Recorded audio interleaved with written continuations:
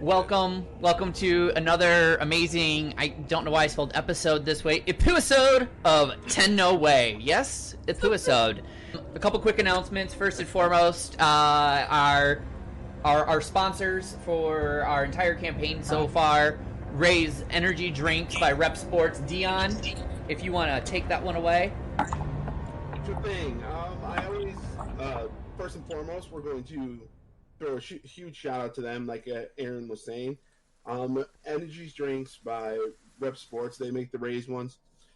It's an energy drink that hydrates, restores energy, gives a solid, intense stamina, which, so you can last a little longer on game nights instead of the short, endy ones. Sharpens your focus, no crash, zero sugars. I love it. My wife loves it. The party, the night, it enjoys it so much better. And now you can join the bandwagon. Order your Rep Energy Sports at repsports.com and let them know we sent you by using the code 10NOWAY when you check out. Thank you. So we got that going on. As always, as if you can't tell by those of you who had joined us, I know some of you are first-time joiners for this podcast. We have a lot of shenanigans that happen, always have ever since we started this podcast talking about Warframe, and today we keep our shenanigans going. You want to follow all of our shenanigans, you can check them all out on our social media. Check out Facebook at Valley Entertains, Twitter at _10away, Instagram at Valley Studios Official. Our Instagram, we do kind of keep more Chucky Chicken and family friendly, as that is very, we love our Chucky Chicky character, so we kind of put him more on Instagram, but occasionally we post things about this on Instagram, but really follow our Twitter for all things 10away. You can also follow another Twitter at Valley_Studios as well if you want to see everything in the Valley Studios realm. If you want to reach out to us with questions, comments, fan art, drop us an email at vs.valleystudios@gmail.com. And don't forget, if you share our content with hashtag 10NoWay, you can become an NPC forever grained in our D&D world, which of course means we will most likely make you an enemy, because that's just what happens. It wasn't the intent, it just happened, and then now we have to seek him out, Venger out for his deck, and murder him. If you miss our live streams, you can check out all of our VODs posted, usually the week leading into the next stream on YouTube. Just look up Valley Studios and Blue Film Reel. Anyways, with that, we'll go ahead and get into it. Cook, Jesus, I don't know if I want to open the floor to you talking again, but why don't you go ahead and give us our recap of last time, and then Dion will take over and paint us magical tapestries. Sure, no problem. It's finger painting tapestry. Last time on the 10away, our adventurers nearly escaped death after doing battle with a xanthurum priest and a bulgera entering the cave that led to the entrance of the... I got all day. I will do this intro as many times as it takes. It's like, Mike, use your voice. What is this? Last time on the 10away. Last time on the 10away, our adventurers narrowly escaped death after doing battle with a xanthurum priest and a bulgera entering the cave that led to the entrance of the tomb, hiding the sword of the realm. After solving the difficult puzzle with accidental suggestions of teamwork, our adventurers entered the dungeon and were promptly set upon by undead. Now, nursing their wounds overnight, our heroes prepare to continue their seeking the sword of the realm. Initiative. Happy?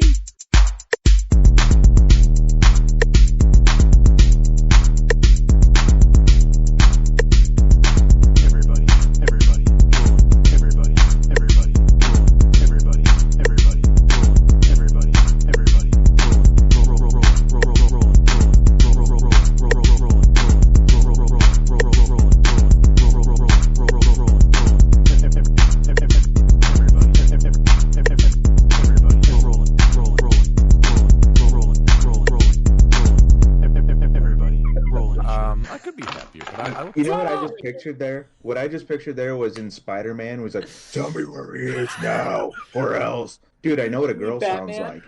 Drugs. Where's No, Rachel? that's his Christian Bale. Advanced Yeah, interrogation he said mode. Spider-Man. It's Batman. You mook. No, Spider-Man's advanced interrogation mode. Do you not remember that scene Yeah. No. with Childish Gambino? Come on, man. Oh, I don't watch movies. That's not a movie. Yeah, it is. Spider-Man Homecoming. Oh no, that is. I have not seen that. I've heard good things. But anyway, I've not seen no, Homecoming. oh but shit! I Enough can meditating. totally see Let's Tom play this Holland game. doing that. Do this. Where are we? All right, I can. Now that we've been fully informed, We are introduced to AF. Don't fuck with her. Like you could not have in one moment showcased exactly how many just how much nonsense we are. Well done, team. You're welcome, Aaron. so I'm going to share the map again, so I'm everybody has always it here to help. real quick. Okay. Is everybody in? Yes. Okay. Oh, we're in. All right. We're in. Yeah, I'm here. Okay. And I need to re-put.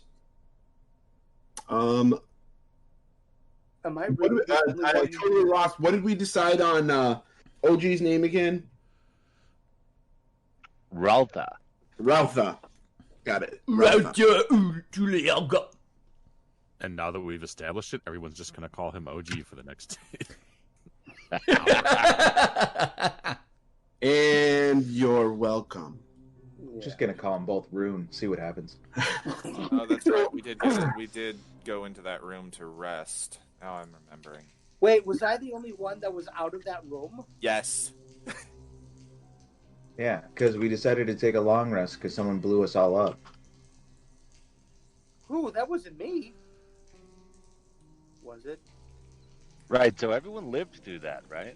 Yes. Barely, yes. Despite Ralpha's hopes and dreams, everybody did live through it. It was almost a good day. I mean, it was touch and go there for a little while. Yeah, the spirit, that ghostly spirit did mess you guys up pretty badly. I was excited. Yeah, the next day, Dion bragged and bolstered how much he loved this new enemy he found. I was like, no. Oh no, the spell book was the scary part. Nothing has put us yeah, in the more one that- peril. The one that blew up when you tried to read it in the small confined area. Oh, yeah, I wasn't sure everyone made that out alive. Yeah, And good times. And destroyed my heat armor spell. Or heat metal. Pointing out that nothing has yeah. put us in more peril on these journeys than our own teammates. So. Yeah. Hey, you guys are the best players on the Dungeons team.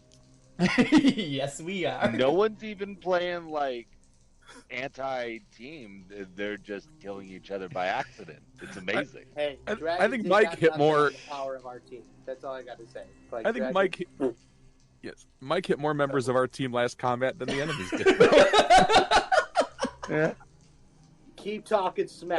Let's see what Welcome happens. To our Today's a new games day, of brother. the I should probably explain, Cass, depending. So we have a You're more house likely rule to kill where each other. if you roll a 1, if you roll a critical 1 on an attack, you have to roll again, and if it's below a 10, you generally do damage to a teammate because you mess up so horribly.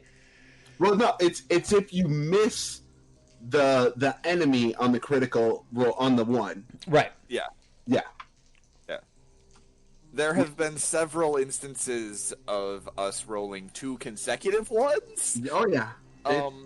Living the dream on that one. I've almost died twice because of that. One of them was 100% because Rune did not like what you did to him. Fair. True. And I rolled a critical I'm on that convinced strike. Cook was trying simply because he did nearly kill me. Yeah. Rude, the spiteful little bastard. Lesson learned. Never used preventative action skills on a teammate before. But That was awesome. I've got my rope ready for That the is next really time that Adam pulls out his longbow. As everybody To is swing it at someone. slowly recovering from the explosion and tending to the wounds and using your rest to recover from the damage that has been done, like the sound is just eerily quiet. Like there's nothing that is being heard other than the seven of you. And So- my crow. I counted that's seven. Oh, did you? Yeah, that's seven. I just Adam Goodbody decided not to sleep in the room with you guys. Listen, you guys you blown yourself up. I got chopped by a dragon thing last time. I'm done. I'm like going far away from you assholes. But Adam, there are dangerous runes out there that could kill you. There are dangerous runes in here that can kill him too. Hello. He's surrounded by his friends. I mean, you ain't wrong. Friends. Yeah. So if he dies, at least he'll be surrounded by the people who killed him. Well, I mean, there are dangerous runes here. At least Says two the of them, right? necromancer. Oh, I'm just mad that I didn't think of that joke before you did, Logan. That was me. I was gonna say that was Zach. Sorry. Now, you See what I mean by friends? He can't even tell the difference between me and a bard. Are we? I'm very, very tired. Are we taking shifts watching, or are we just? Well, my question is: are you closing that secret door completely? Oh, that Say we're in. no, No. not if one of us is outside. I would say we're at least cracking it. Because the difference is that, like, the hallways have light, just a little illumination from those spheres that are kind of floating on the top of the building, or the top of the ceiling. And if you close the door, there are none of those in this room. So it would be completely black, and the humans would not be able to see at all in here. I mean, Well, at can I have a minimum, little bit of a nightlight? at minimum, I would cast light so everybody else can see. But that's only if you guys are closing the door. Yeah, I don't Like think you- there's a need. We've got the main door behind us closed, and it makes giant creaky noises. Like, when it unlocks. yeah, Can I come in before you close the door? Please? we're not closing the door. We're not. We literally I just- voted against closing the door, considering there were two dangerously trapped books in here. Well, among now that- other things. Now there's only one dangerously trapped book on somebody's person. Yeah, one that Uh-huh. we are not going to open. Unless we are positive that it will be in our combative best interest. No, Listen. If we are not opening it. if we're gonna I end am up not opening it, living through that again. oh, This time, reserve because the if we right- open it, we will die. Well, then I guess I'm just standing here and doing watch then. I mean, realistically, you could unlock it, and I could use Mage Hand from outside the room and open it so that none of us are near it when it actually opens. No, I was thinking like an Irish golf bomb type of thing. Just saying. what's a car? Who are the Irish? What are the Irish? Yeah. Well, I'll tell you what. If I'm going to be out here, I guess I'll do the first watch. Can I go ahead and pull out my lute and play a little ditty for everybody in the room? I am so excited. I slowly brace for ear-splitting horror. Roll a performance. All right. All right. That's 16. 11 That's plus solid. 5. That's a good roll. Okay. Oh, we're stuck in this tomb. It's as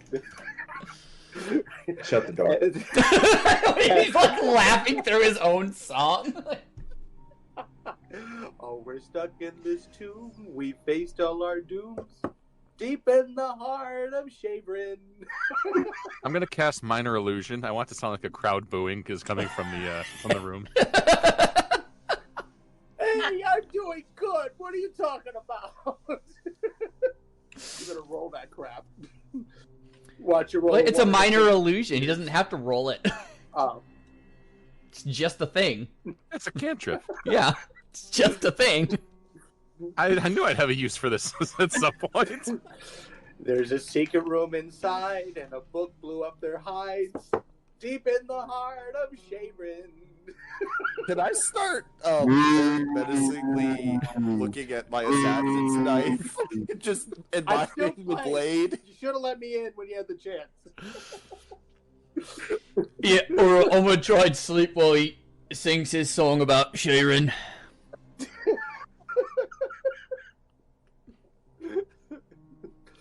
Deep, deep in the tomb, where we don't know what crypt holds our doom.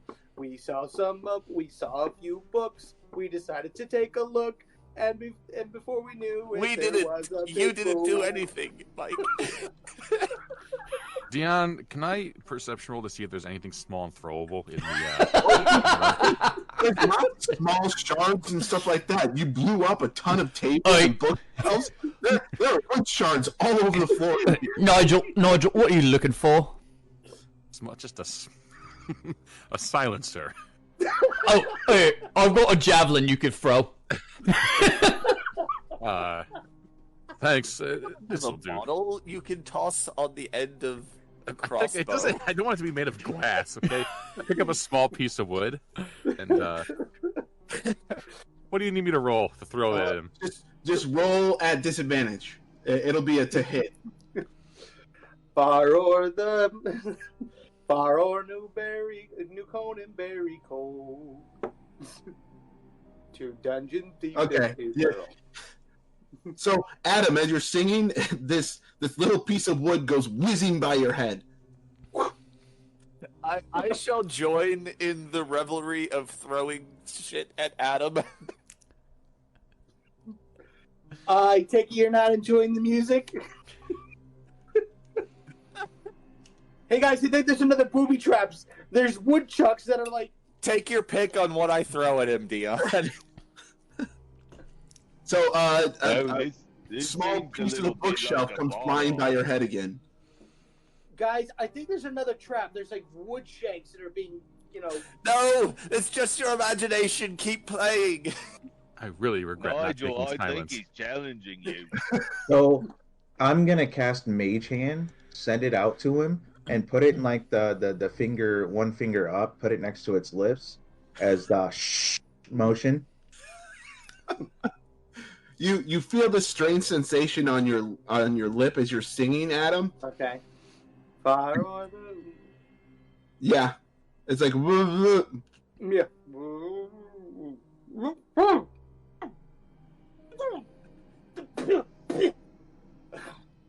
Very fun. You could have just asked nicely.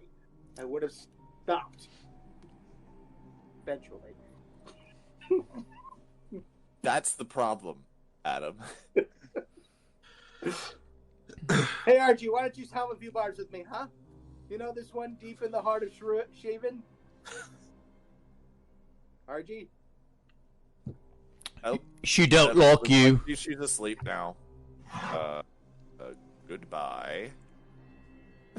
Oh, okay.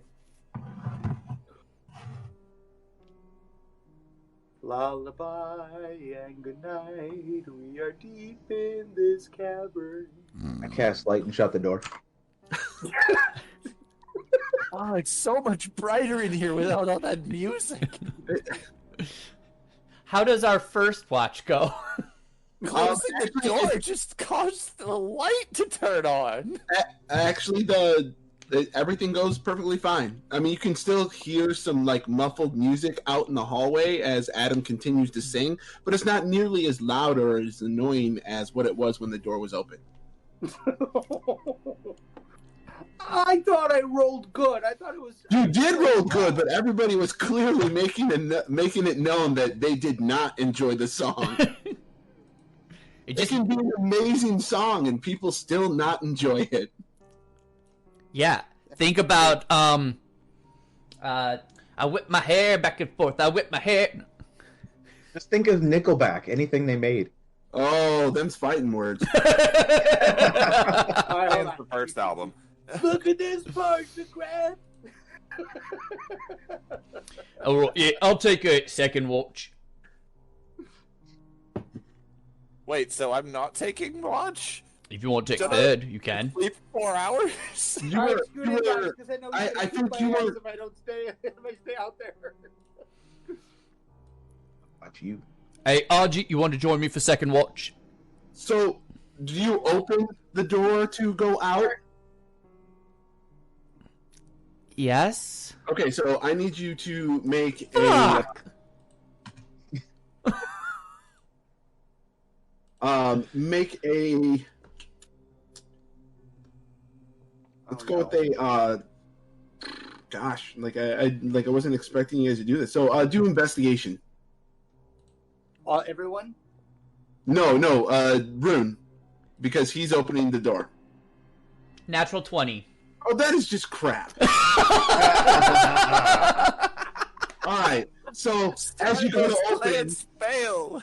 as you go to open the door, you're like, He said that is just crap.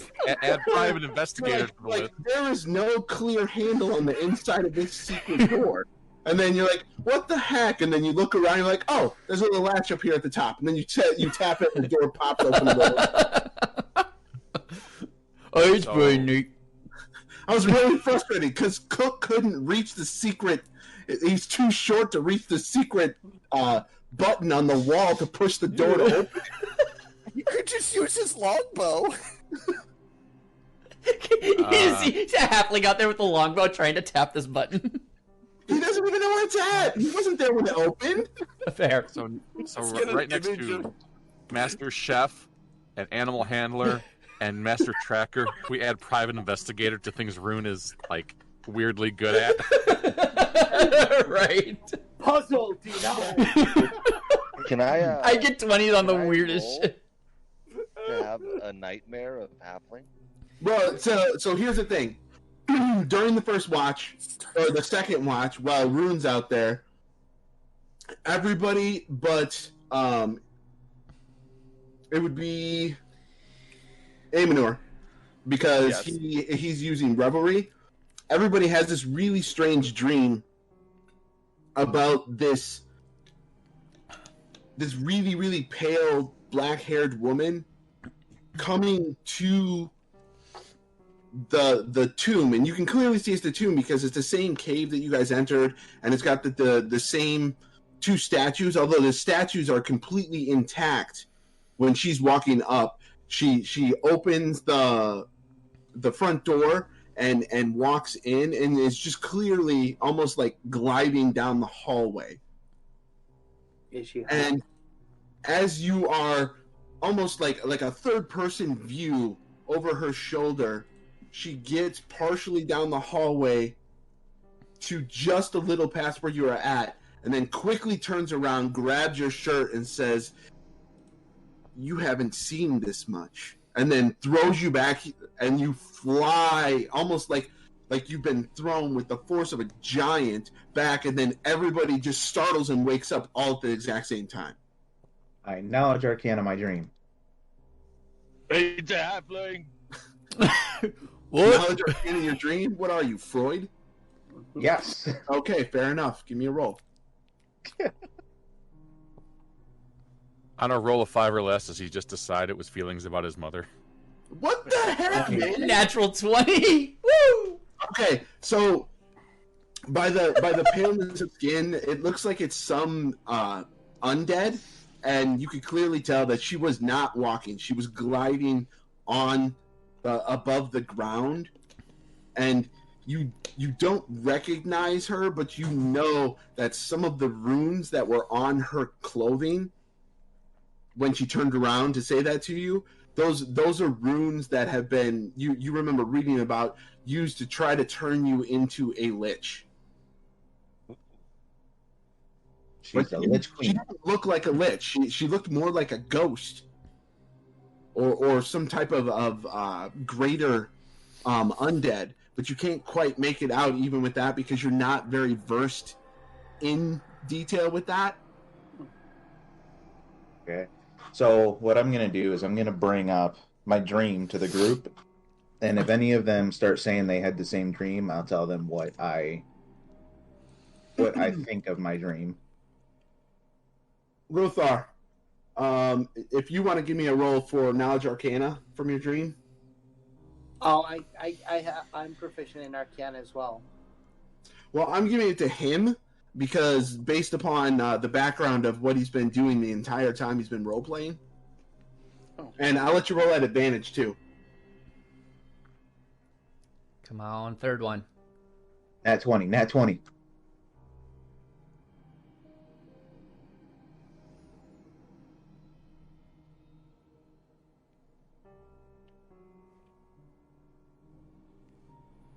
John? John? John? Yeah, oh, he's muted. There you go. Oh, I'm sorry.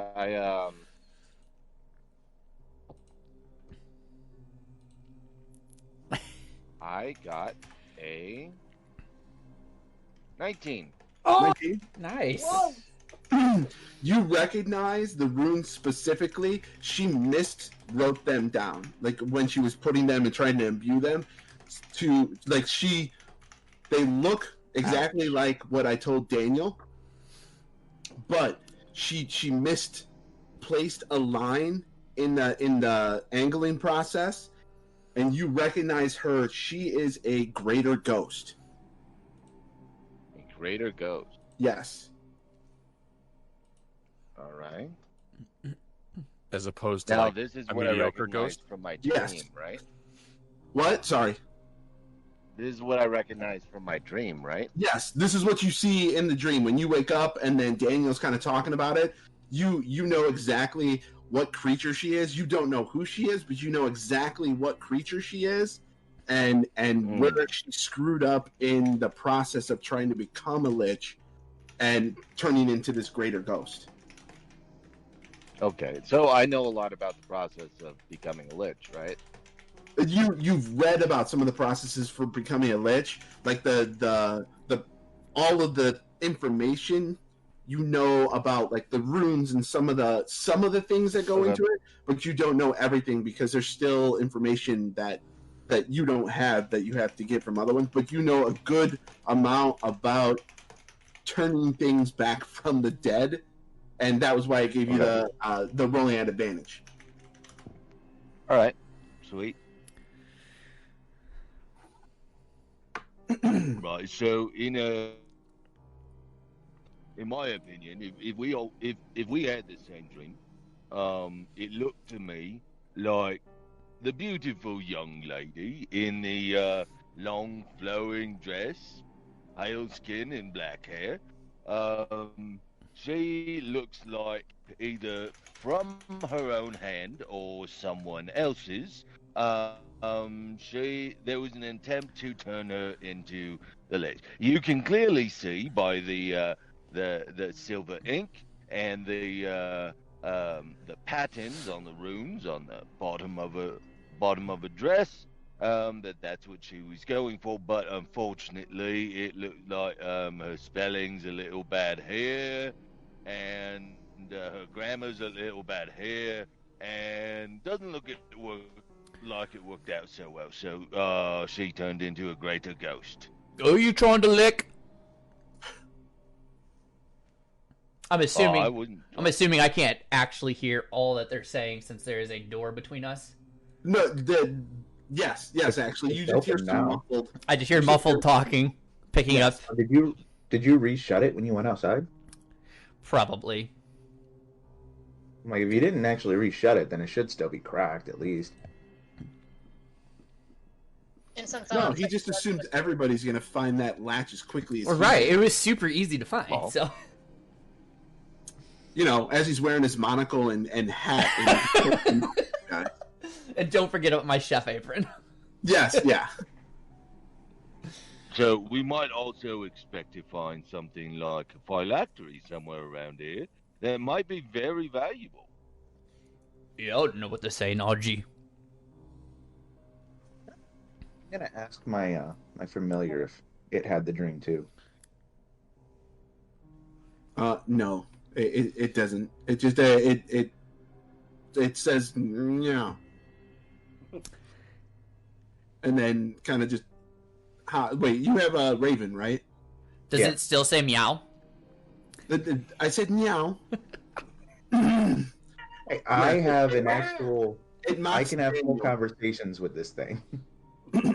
But yeah, no, it says no. Okay.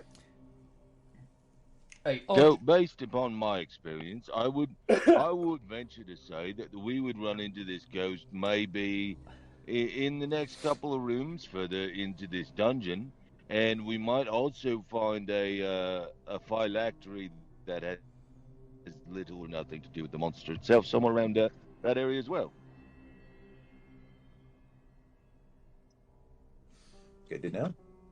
Well, they're having this conversation since RG was out here with me, right?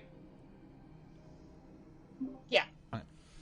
Hey, RG, question for you. So, Yeah, so earlier, we was that xanthurum prick. How come you didn't kill him? I don't know. I mean, he's of the people who ruined your life and your church, so why don't you just end him? Didn't seem right. Just taking a life, just because they took mine or people I love doesn't mean I deserve to stoop to that level. Oh. Well, what are you gonna do if you find the people who actually did it? The man responsible? Honestly, I hadn't thought that far. I didn't think I'd get that far. Oh. Alright.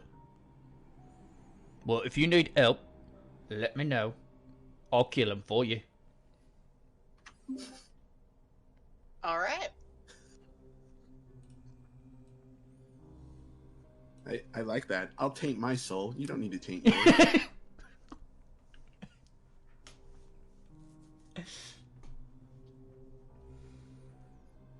Who's taking the last watch? I'm wide awake, guess- so I might as well. Yeah. I was gonna say, I guess Hear when you we through got the door. Interrupted. when we got startled awake, were we fully rested, or do we need to go back to sleep? I mean, you guys will need to go back to sleep. How- It's not that how- you were like it really messed with you in any like deep way. Like it's not going to impede on you guys getting the sleep that you need to. Got it. How far into the long rest did everybody else startle awake? Because I just Well, if you divide the rest into 4-hour increments, then they're about 6 hours in. okay, so I'm awake when all of this happens. Right, like you see all of them just jerk awake, like out of a dead sleep while you are doing whatever it was that you were wanting to do.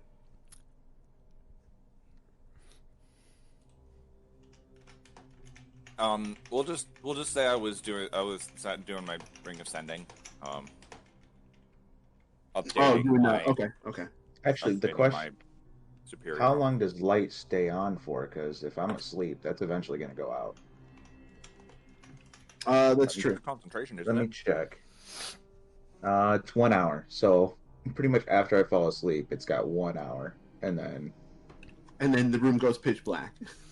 I mean I can still see, but nobody else can. Oh, wait a second. I could see.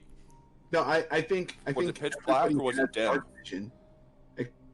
Does I have dark do you have vision. dark vision, Agentum? Yeah, I believe so. Let me. Yeah, I'm pretty sure everybody I'm has sure dark the vision. only person who doesn't have dark vision is Adam. Oh yeah, and Adam was outside the room. Thought Adam was inside the room. Well, no, when Rune. Oh, when the okay.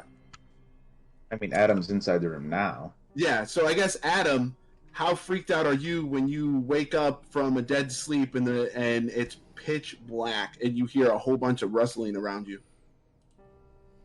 Oh, I'd be pretty freaked out. What's going on? Where is it? Because realistically, I'm not going to realize the light's out because I have devil sight. Right. He's not talking about you. He's talking about me. Well, no, he had a light on, is what he gave you a light earlier.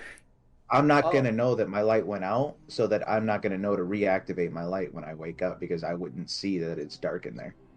And even if there was rustling, would you imagine it's something other than the people that are in the room with you? Maybe. He had the dream, so he might. After that dream, maybe.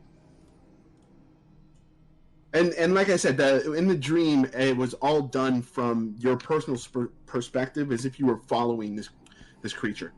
POV. That's my favorite kind of... Never mind. And... All right, I think I'm gonna take last watch.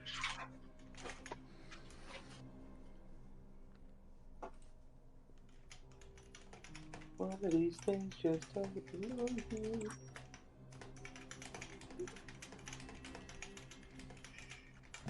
Okay, so are you guys gonna transition in the same process? Yeah, but I mean, I know where the button is because I was with Tanner when you pushed it. Correct.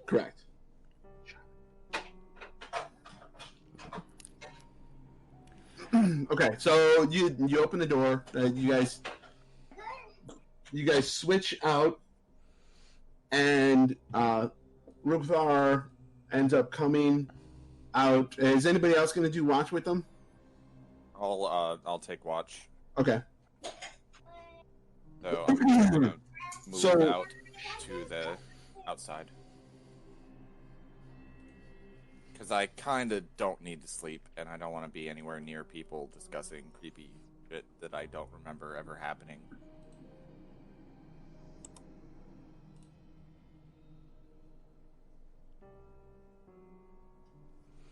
No. Sorry. Okay, so no, my daughter came in the room. So, what were you wanting to do again? I couldn't hear. I'm gonna take watch with Ruthar. Okay.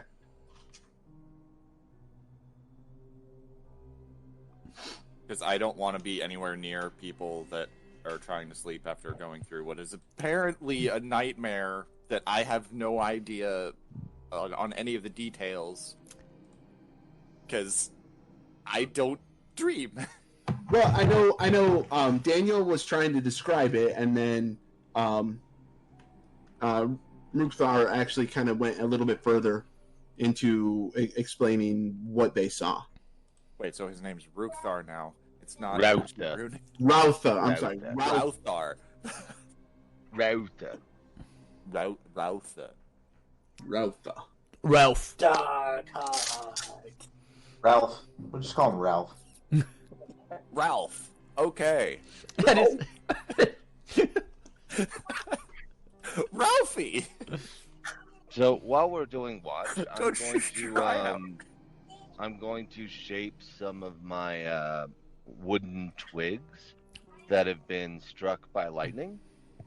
Okay. And I'm just gonna kind of like prepare them a little bit on my belt and,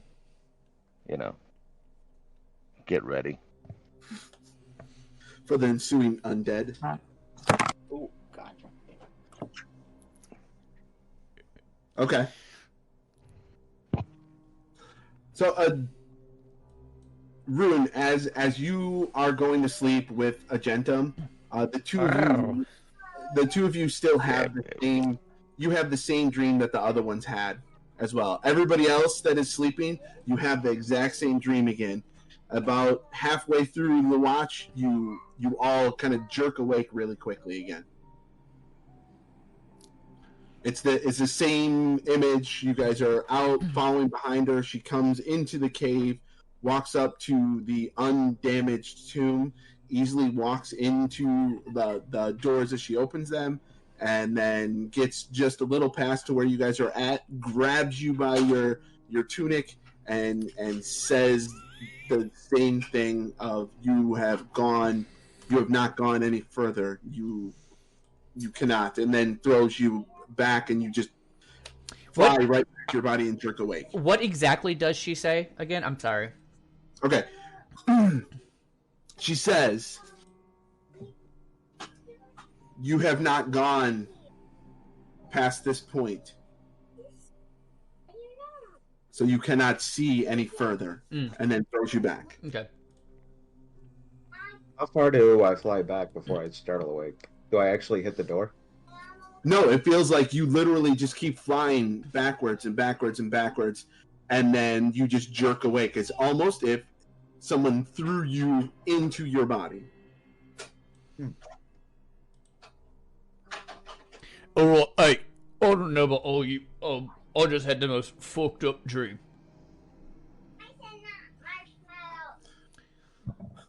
Do we hear anything outside at all, Dion? Like outside the tomb? No. Do Raltha and I hear anything out No, in the hall from all of this happening? The only thing you hear is each other. Like when Ralpha is writing stuff down or preparing the wood shavings, like like that's the only stuff you hear. You do not hear dripping in the background. It is just unbelievably quiet. Okay, so Oh, this might be a good time. Okay, so would you like to play this little game I got here? It's called a Ouija board.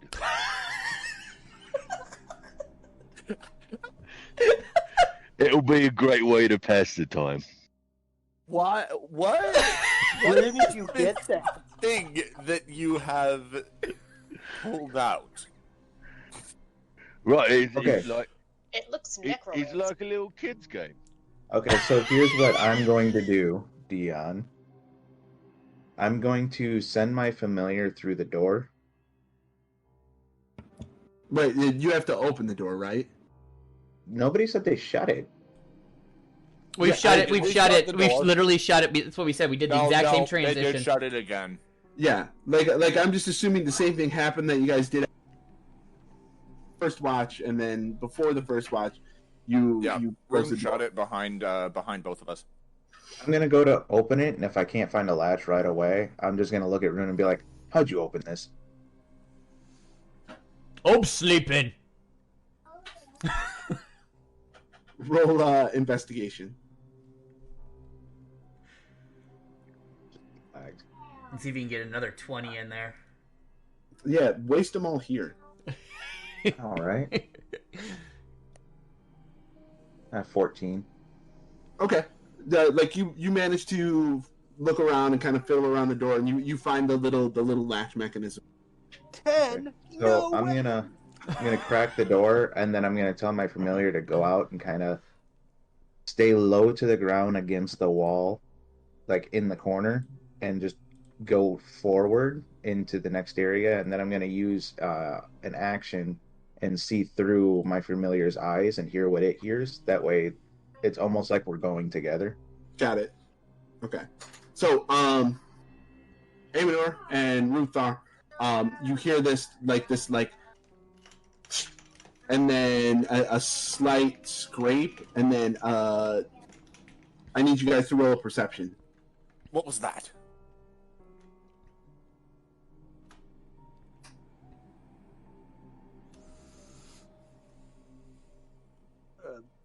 I don't know. Oh, sorry. I'm still rolling at disadvantage. I why I'm got at disadvantage. 16. That was not supposed to be a disadvantage. So I what know. do I take? Just actually just re-roll it because it's hard because you can't tell which one you rolled first. Yeah. 17. So Oh, 20. he rolled a 17 first, apparently. So yeah, no, you guys notice this small little raven kind of like hopping out from what looks like the secret door, and then kind of hopping, and then starts to fly a little towards, heading past you, the two of you. I mean, that's obviously. what was that? What was that? You guys have seen my raven before. Well, no. No, It's they still actually startled, and I'm pretty sure we haven't seen your raven. It was in the We room haven't? when you. It was in the room with us the whole time. Wait, did Oh, it no. take damage? You Yeah, did. you have to You de-summon did it, see it right? because he had to spend the hour Oh, that's preparing right. and summoning it. That's So right. you did see him summon the Raven back. Because we blew it up. We Right, did or so- didn't see it? I Yeah, haven't you seen did it. see it. I don't remember seeing it. No, but he summoned it in the room where you guys were all at during the Mhm. first rest, because it died when he tried to send it down the hallway. So you did Right. see him summon it back because you are all able to see in the darkness. Oh, okay. Oh, Right. oh, it's just Daniel's familiar. Are you sure? Well, I mean, it was a small raven that popped out and was hopping along the side of the wall. It headed up How- toward how the familiar blackness are of the you areas with that we this haven't been in familiar? yet. What? How familiar are you with this familiar? Well, he summoned it during the previous time we were in the room. Right, Back but before from everyone like went to 20 sleep. feet, I don't know. I could tell you from like 20 feet, but not all other humans. Well, Are you, I do have dark vision, so it looked like a raven. I mean, we could Can go it talk? investigate it if you want, but well, why don't you just ask it if it's Daniel Raven? how is it going to answer? It's a Well- bird. Well, there's that. Maybe you Okay, can like, do so- a little dance. While the two of you are talking about this, the Raven kind of hops up and starts to fly a little bit, and then about 15 feet down the hallway, a small sigil flares up on the wall, and then the Raven bursts into flames as a arrow, and it just Scratch that Oh. idea. We're not following it. Oh, well, I guess it doesn't matter anymore. Should we tell Daniel that his Raven's dead, or that his Raven had a lookalike that's dead? So I mean, they'll we should probably probably hear it. tell him that it They'll died. probably hear me through the crack of the door because I didn't close it after I opened it. I go, "Fuck, not again!" And then I start summoning my familiar back. Okay, so I think that was Daniel's well. familiar. Yeah. Hi, Daniel. Daniel, are you okay? Yeah. That didn't hurt you or anything, did it? Because the bird kind of just got completely blown up. I saw. Right. You know, your familiar can still feel things, right? every time. I summoned my familiar back. I mean, this is bordering on a little inhumane here. It is familiar, though. Wait. So, quick question: if I'm connected to my familiar with like that, where I can see and hear everything that they do, can I feel everything they do too? I don't believe so. I mean, you can double check. If you do, what just happened is going to occur very differently. All the spell says is I see and hear. Like, Okay. It doesn't say anything about feel. As Okay. he's flying, Thing is, you hear, oh shit, no! And then Wait. a If he light doesn't- scream. if he Listen, doesn't- that's in Tanner. That's in Daniel's head. He hears that, and then a scream as it bursts into flame and dies. okay. Well, here's my question, though. Cass said that was the world's first KFC delivery. So, here's my question, though. If he can see and hear, what's going through the bird's mind? A flame arrow. We're gonna spend 40 minutes of the game just crispy. the next 40 minutes of the game is just the bird's psyche. Hey Daniel, this might be a little bit of a sore subject for you, but can I ask a favor? What? I got limited rations.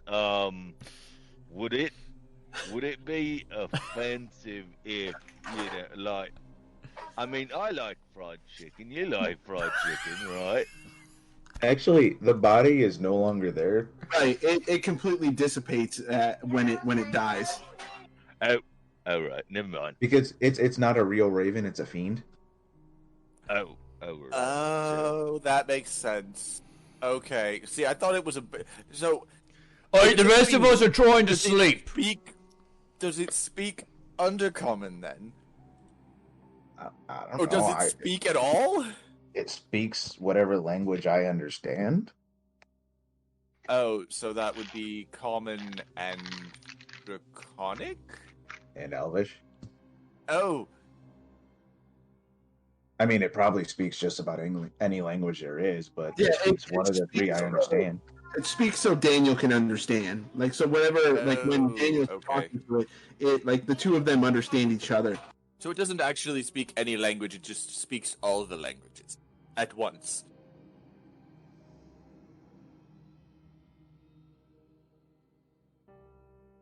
Yo. I mean, it can, like, Daniel can understand it. Like, the only way somebody else potentially could understand, they had some type of spell to do that, because the spell itself is connecting Daniel and his familiar mentally. Well, Daniel, would you happen to have any snacks?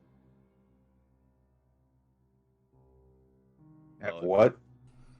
Any sort of snacks, like maybe some pretzels? Hey, Ralph, if I'll hand you a snack, will you stop talking so we can finish sleeping? Oh, yeah. I reach into my bag and I just throw him some of the cooked dragon meat that I still have. Oh, dragon meat. Thanks, buddy. Yeah, no problem. Alright, sleep well. And that would actually be my last cooked dragon. Score!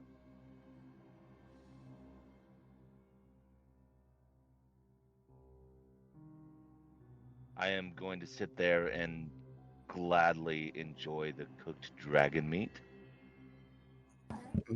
The It still best tastes like chicken. ever had. He's gonna Is read. it like a Dragon lean meat has to be at least a month old by now. I Yeah, know, right? It's not like we have a refrigerated bag of holding or anything. like you guys preserved the holy heck out of it. It is so unbelievably salty and dried out. I did a really good job. I rolled a nat 20 on that, you guys. Key. This is neither the most dead, the most preserved, nor the most old thing I've ever eaten. So I'm just gonna resummon my familiar and rest the rest of the time. Over time, your familiar is going to grow to hate you if you keep you.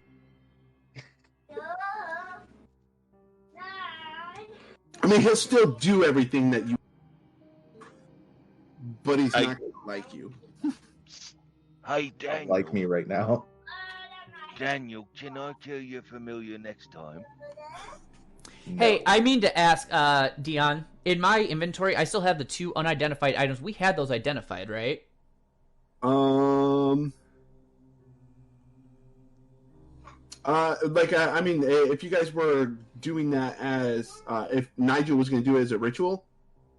I thought we did that early on. I thought I handed them out appropriately as they were, but maybe not. Didn't Nigel did one and I did one, I thought. Yeah, I thought so. Oops, wrong one. Let me double check. Oh, yeah. Well, because one. And then. That's right. They were the books, right? Yeah, because which one exploded? It was the 2 books. It was one of the 2 books exploded. Arms and Armaments, I think. Yeah, it was the Art of Weaponcraft. That was the book that exploded? Yes, that one's gone. Okay. So just delete that one out of your inventory. Yep. Wait, you said the book was untouched. It was the like scrolls and shit that got damaged. Oh shit, I just deleted. Oh no, it's up there. Okay, cool. No, it was when he went to open the book to read it. They got it identified. Then when he went to open the book to read it, it exploded. So the one book's gone. And destroyed a bunch of the stuff. Yeah. The other book's fine because it's in my bag of holding. Oh no, it's in my butt. What? My butt of holding. Which one is? I'm sorry, what? Oh no, I don't really have any sort of sack, so it's just somewhere on me. Like a backpack. The maybe. second book is? Yeah. Oh, okay.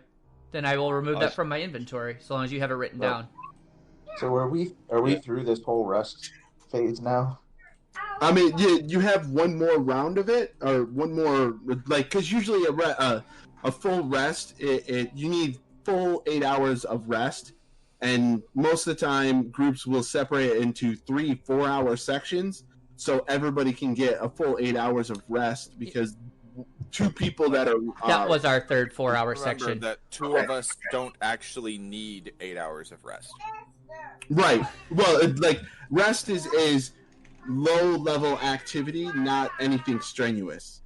Mm-hmm. So as long as you're not doing anything, like not, practicing your sword play in a tense level or stuff like that, if you're just sitting, watching, or reading a book or something like that, that's going to be low level and it's not going to have any issues.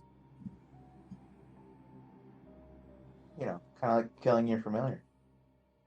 Yeah, like that. That would be a bit strenuous because of what Daniel experienced with that. Because what about watching a familiar die? That's not strenuous. That's hilarious. Next time, I'm gonna give that raven a red shirt.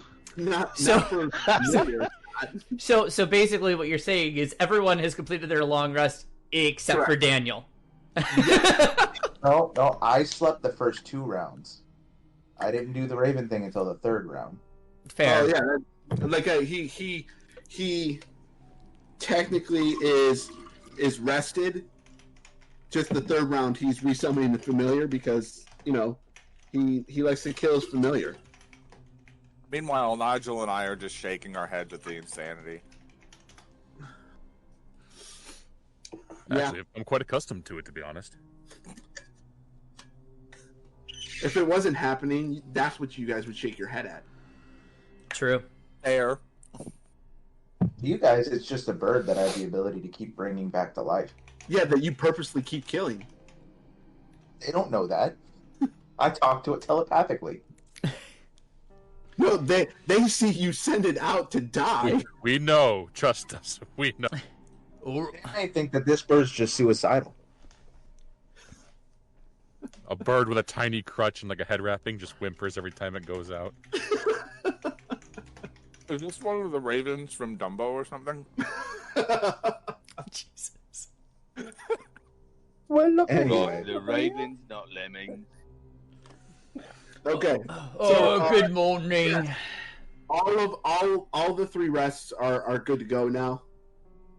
Everybody's good and ready and fully rested. I grab Rune by the hand. And I'd be like, "Shall we?" Ugly flute take his head. Say, "Yeah, we shall." And I'll start walking forward down the hallway with him. Oh, does Andon walk with him? Ba ba ba ba.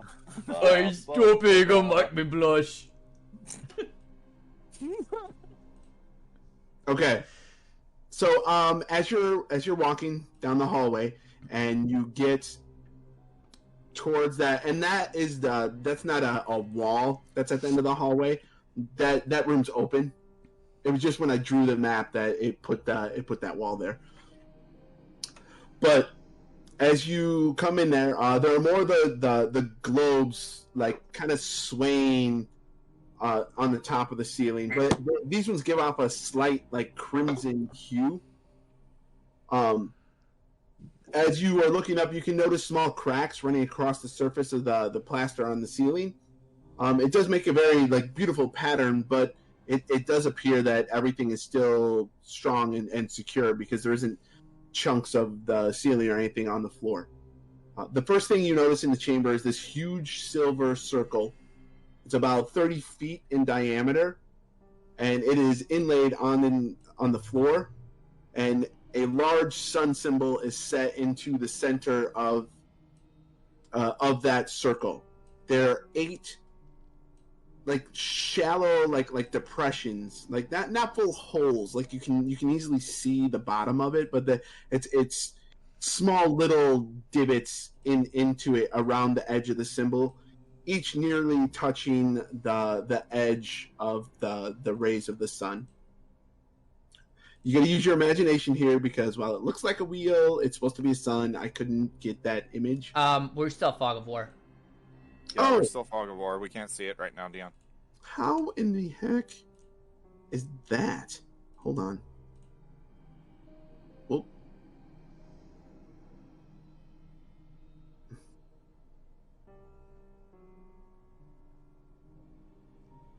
There it is. Hey, look at that I'm wheel. gonna turn to Amonor. Hey, Amonor, you know, this dream that we've all been having, I've got a theory that if we go much farther and then fall asleep, there might be something that ghost is trying to drag our souls to. Okay, then I'll pay attention, because I don't know if you've noticed, but I literally can't dream, so... Well, also, there are 10 small little alcoves, and you guys can all read those things in there, or I can read them if you want me to. So, that are inside this chamber. There's a glint of like reflective light coming off of some of the things that are inside there. But there is a 3-foot tall like pot in each one of these alcoves.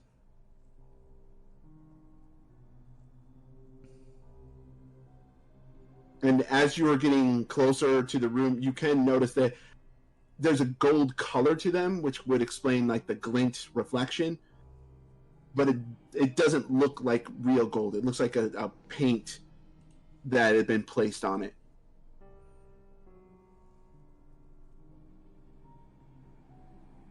So, about my dream thing, I'm still not convinced that you guys are even having these dreams. Because I've not experienced anything close to that. You might not even need to dream. You might just need to be asleep, and it still could pull your soul into another dimension. It doesn't... That's what I'm saying. My trance doesn't allow me to do that.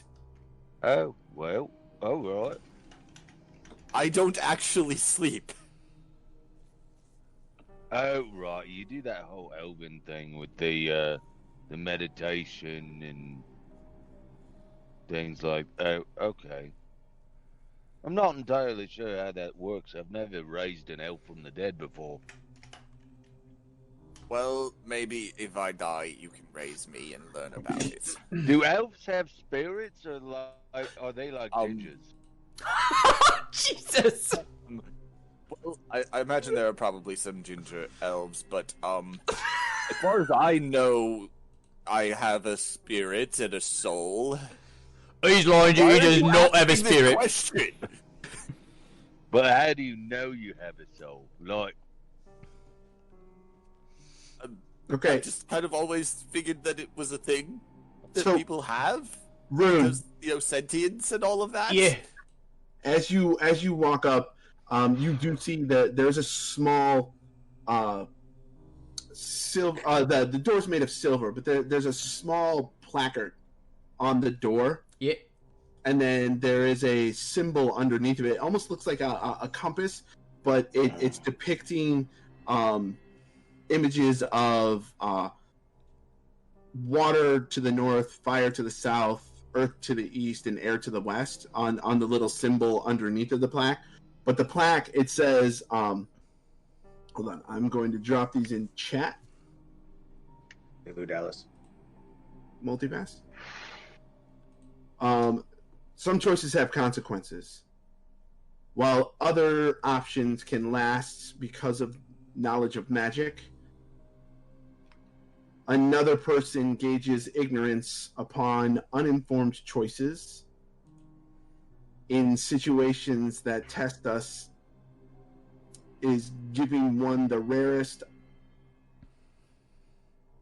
undertaking of every possibility to have his accolades. Oh, hold on. Show one's personal truth and heroism. I accidentally put it shouldn't have two accolades at that, but hold on. Ooh. Show one's personal truth and heroism.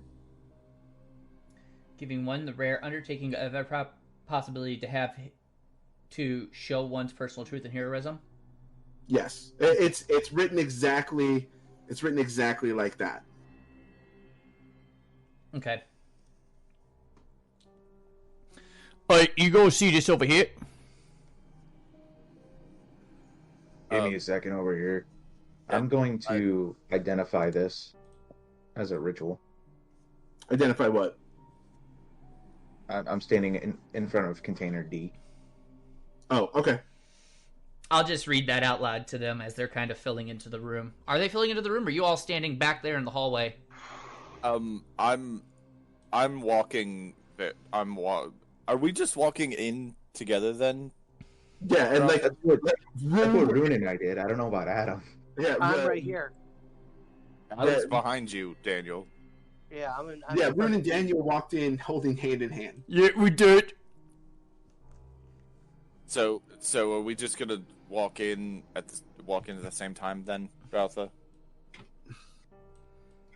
Yeah. All Yeah, right. we're just gonna go right next to each other. Are you going to hold hands like Rune and Daniel?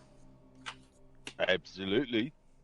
Yeah, why not? I love that because it's never tested. It's shown to be working, and it's never been tested not to. That this is just what people do now. Just walk around this place holding hands. So It's a great little bonding experience.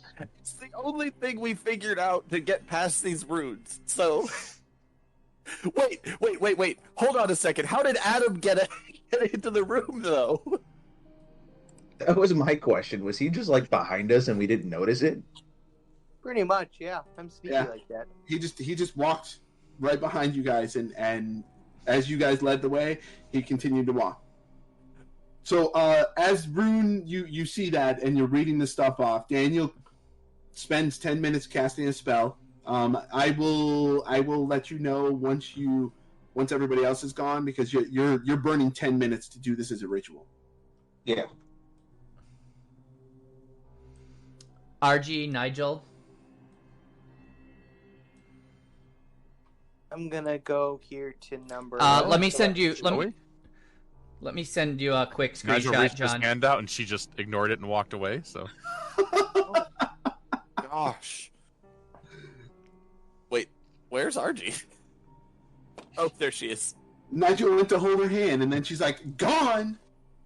Pretty much. Oh. Wait. So we don't I've need to never hold hands to been walk through here? I thought we needed to so hold hands. So, I can't actually grab my token. It just moves the map around. Oh, was somebody on. else playing as him last time? I will delete your token, and I'll put it back on there. Hold on, give me a second. All right, And- now for you to do it. John, in the Someone podcast was, production but chat, I nobody. put a screenshot so you can see kind of the layout currently. Nope, still doing that. Try to do it with your own token. So open up your character, and then drag your token to the table, and then move it over to the map. How does one grab their own token? What is It should be the one to It should just the be the picture right. in the top left Yeah. corner. It's the Yeah, top right picture of in the your top character left sheet. corner, right click. And I mean, does anybody have a fire spell? Yes. Oh, you're with us right here, Nigel. I see you. No, but I'm saying I can't grab my. He can't. He's saying he can't move it himself. This is really screwy. Now I can't close my own window. You just disappeared too. Hold on. I that's because so hold on. I'm gonna reshare this. thinking maybe So that the runes See, were, folks, this is what you get with this podcast. You get it as if you're actually Right. at the table, all the technical difficulties I included. didn't do anything. It just stopped Yep. working. Yep, this is what D&D is like if you're sitting at a table, Yeah, all on your computer, playing D&D in the same room. yeah. Critical Role ain't got Doing nothing on that. us. Whoa, those are big words. So, hey, Daniel, the thing said fire on the north, water on the south, something like that. Yeah, right? no, water on the north, air on the east, right, Dion? yes. Water to the south and something to the west. When No, water to the north. It didn't say it. That was what the image looked. The compass, It's- like it looks Oh. like it's a compass, it's but fire, those are the earth, air, and symbols. water. Got Those it. are the symbols. Aaron. Like, So water, Like it is in everything. Alright. yes, water north, earth east, air west, fire south. I'll say, all right, give me a couple of minutes. I'll be over there to help you. All right. No, And then- fire is north. He No, just water put it is in the north, chat. fire is south. Never mind. Yeah. I'm ju- reading all over He the just place. put it in the chat. Yeah. Let me Water read north, log. fire south, earth east, air west. And Can you the move it down? the sun is on the floor, right? yes, the big symbol on the floor. Okay. So while he's doing that, I'm gonna walk. As I'm looking at these, I'm gonna walk over to. Is it I? Okay. So fire and blazing shield. Yep. It appears a fire emblazoned shield appears on the front of the container. As you gaze into the container, the fire turns and deeper red flares up. A burst of light then subsides. The shield glows brightly, then vanishes.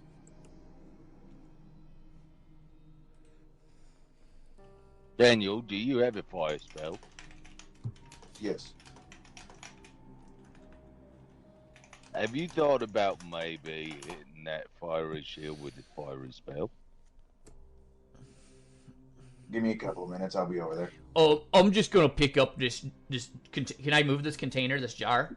Yep, it's actually it's incredibly light for how tall it is. Yeah, I'm gonna pick it up and move it down here and set it in the south Okay, with that little circle that I see at the bottom. I got you. Okay. I'm over here at A. Okay. So a golden vessel in the alcove, it glows brighter as you approach it. Just as you reach inside to pick to pick it up, it disappears. Do I notice anything else about any other defining characteristics, other things I can use to identify where this thing needs to go? I mean, it's just like you saw, like you out of the corner of your eye, you're able to see Rune walk over with one of them and put it in that little the little alcove, which it fits perfectly, or the little divot in the floor. Right, but given this compass thing that we have, is there any real indication to where on the wheel it needs to go? No, not at all. All right, I'm gonna move on to the next one then. Okay. So, Adam, as you are there, the surface of that jar shimmers for a moment when you Okay. look in it. Then it reveals the outside of the tomb. You can see the two tall statues are still standing there, and you can see the broken ground and everything that was outside as you walked up. The silver door is still closed from when you guys shut it. Okay. But I can see outside the tomb, so it's basically like It's like you're looking. It's like you're looking from the outside to where you came in. so from the inside out. Kind of, yeah. Like it's almost as if you have you're looking at it from as if you were holding a camera, or someone was holding a camera outside, and you are able to see that on the surface Okay. of this the surface of this little container. Can I take it with me? The container? Yeah. Yes, you can pick it up. Okay. Can I put that into my inventory then? Yes, you can. Yes. Just put container C in your inventory. Alrighty, working on that. Hold on. Okay.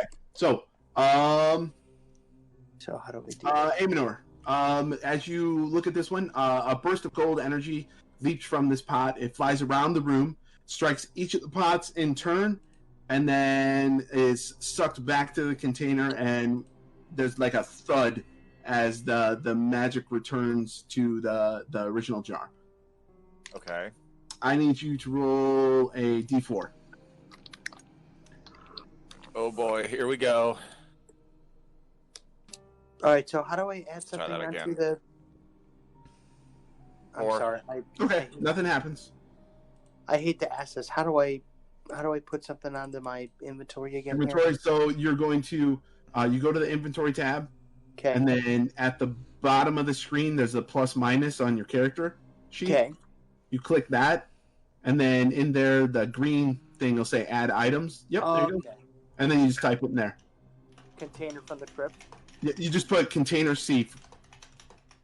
Container C. Okay. Yep.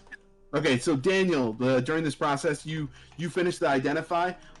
This is a enchanted, magical kind of base container, and it's the same type of. Oh no, you didn't cast detect magic. You cast identify. It is a enchanted magical vessel. But like as I was kind of describing the other ones, it is easily movable, and the golden surface of the container moves around and jumps, and you see an intricately crafted weapon. There are runes of power etched across the steel blade, and the whole sword glows with like a flaring radiance. And that's what you see in the like on floating above the top of the container that you have. That you can tell is enchanted.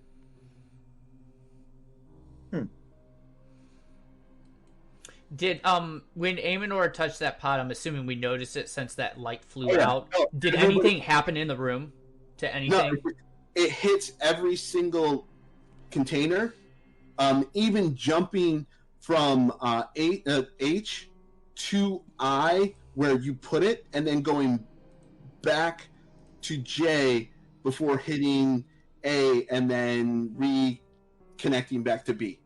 Okay.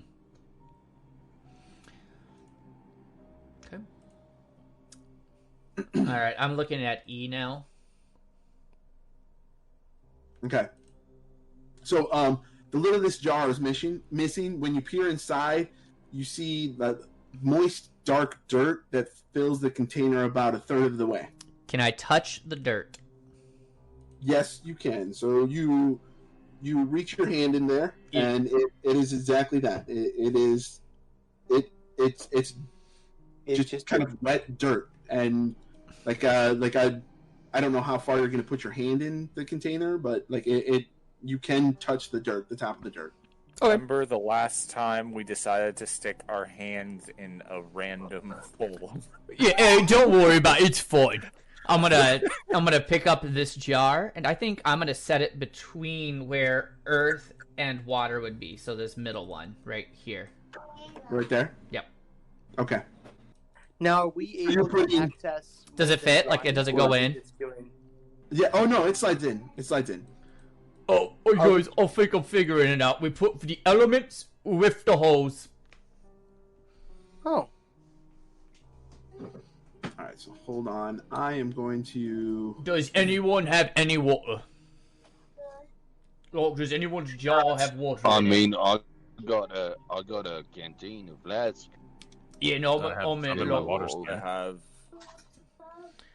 like, does anyone... that has water in it? Like, but I don't have water. Yeah, no, I meant like one of these jars. If we're looking at these jars, do any of them have water in the jars? Or talk about water? The better question is, has anybody taken any jars other than what's been placed on the ground? Yeah. People. Why are we taking jars? I didn't say anybody did. I said, has anybody? I took one. Okay, what was in it? A vision of the outside of the gate from Okay. the entrance to the tomb. Okay, so you saw something through it? Yeah. Okay, what did it look like? Did it look like you were peering through a mirror, through water? What did it look like? It looked like I was looking through a telescope at the entrance of the tomb. Okay, so open your jar or take it out, shake it a little bit. If you see a ripple, put it where water goes. Now, how in the fuck do you figure that one out? Or but couldn't you just say that about any of them? Here, let me look at this one. Gee, I'll look inside. Does it ever ripple? It shimmers for a second. Does that count as a ripple? I would say that probably does. We could probably try it at water. You've seen what happens to water when you move it. Does it look like that? Yeah, but wait, before you just go jumping in and doing that, shouldn't we make sure that all of them don't do that? Or the other two seem That's kind of actually fucking a pretty good obvious. point. Like, right? rare good suggestion from Rune. I'm just saying, look, with South was fire, there was one jar that had fire, yeah? The other one, it was like wet dirt, so I figured that's like between the two, right? So I'd figure for now, it goes between And the the two. two that I've picked up are just random. So I'm thinking he's onto something. There may be specific jars here that are trap jars or are not Wait. actually meant for the I will say for the this. wheel. So you've touched two jars that are traps, yeah? Or aren't really jars? Couldn't figure anything out. I actually touched the one that that Daniel is currently at. Yeah, and the one next the thing to that it. was in it just vanished. Nothing happened. Can you pick up the jar? I didn't try, to be honest. That's what I'm about to do. Okay, so we can let him pick up the jar. As for the second one, nothing happened. Yeah, what I'm getting at is if you look, right, there's little pedestals around. There's only 8 pedestals, but there's 10 jars. 10 jars, exactly. So my guess is that 2 of these are fake trap jars, Yeah. or... I'm gonna go ahead and take a look at the jar that I'm at right now. Okay, so jar Amir, F. the one that you're at, jar F, a book actually appears on top of the vessel. The crumbling tomes, like ancient pages, they're brown and curled, and the book is open, and you can see like a faint brown glow coming from the pages. I'm gonna attempt to read it. Okay, give me intelligence. Or yeah, just do a straight intelligence. That's a good thing my int is very, very high. 15. Okay, so you're able to kind of start to decipher the language using like thieves' cant and some of the information that you've learned over the years through your skills. It reads Shraven's Guide to Magical Mastery. In order to successfully achieve the maximum effect of any given spell, then suddenly one of the letters from the page twists and writhes itself free from the parchment, and a snake-like body appears in its place. The reptilian head hisses, looks back from the book towards you, and hisses again, rearing back for a strike. In a second, you are engulfed in a field of amber force that flashes from the book suddenly, and then the book becomes a jar once again. Now, I need you to make a excuse me. Do a wisdom or a Constitution save. Oh, Constitution save. Yes. I'm trying to think. Do I have? No, I don't have any advantage on Constitution. I'm trying to think if that is something in my class or not.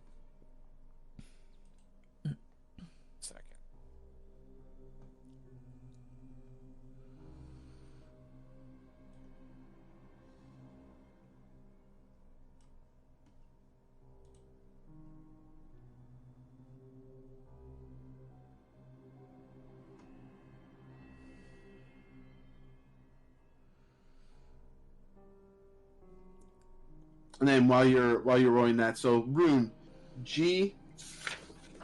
Yeah. A carving of a skeleton appears on the surface of the jar.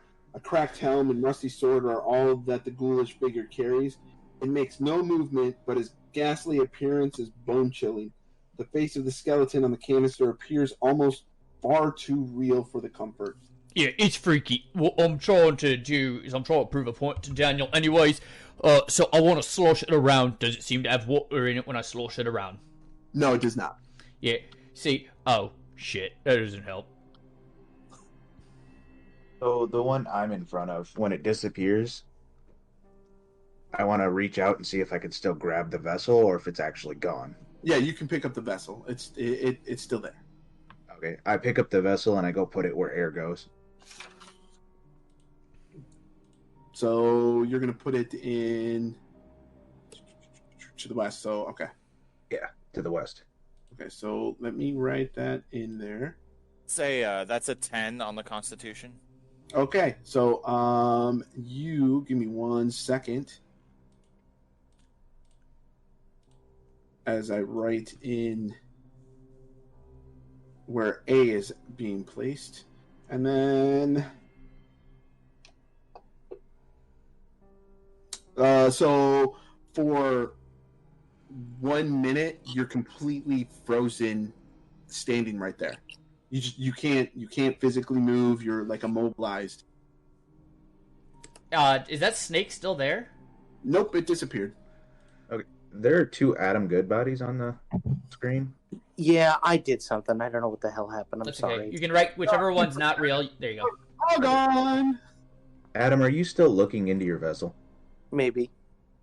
If you're looking into it, I'm going to go over and look into it as well to see if it looks like rippling water. Okay, that's fine. Okay, so Daniel, when you peer inside of it, the surface of the jar shimmers for a moment and then reveals the area outside the tomb. The tall statues still stand. They look exactly like you did when you woke up. The broken rocks and shale and all that is all over the interior of the cave, and you can see the silver door, like the reflection off of the sunlight. It's still closed. Okay, I'm going to reach my hand in and cup it a little bit and touch the surface. Nothing. Give me give me an Arcana roll. I can do that.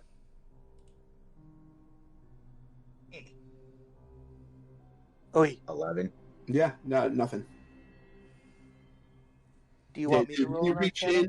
When you reach in, the image kind of disappears, and then you feel your hand up, and there's nothing. Like you don't feel anything when you do that. Do you want me to roll an Arcana too? Yeah, you can roll because you're proficient in it. Right? I am. Okay.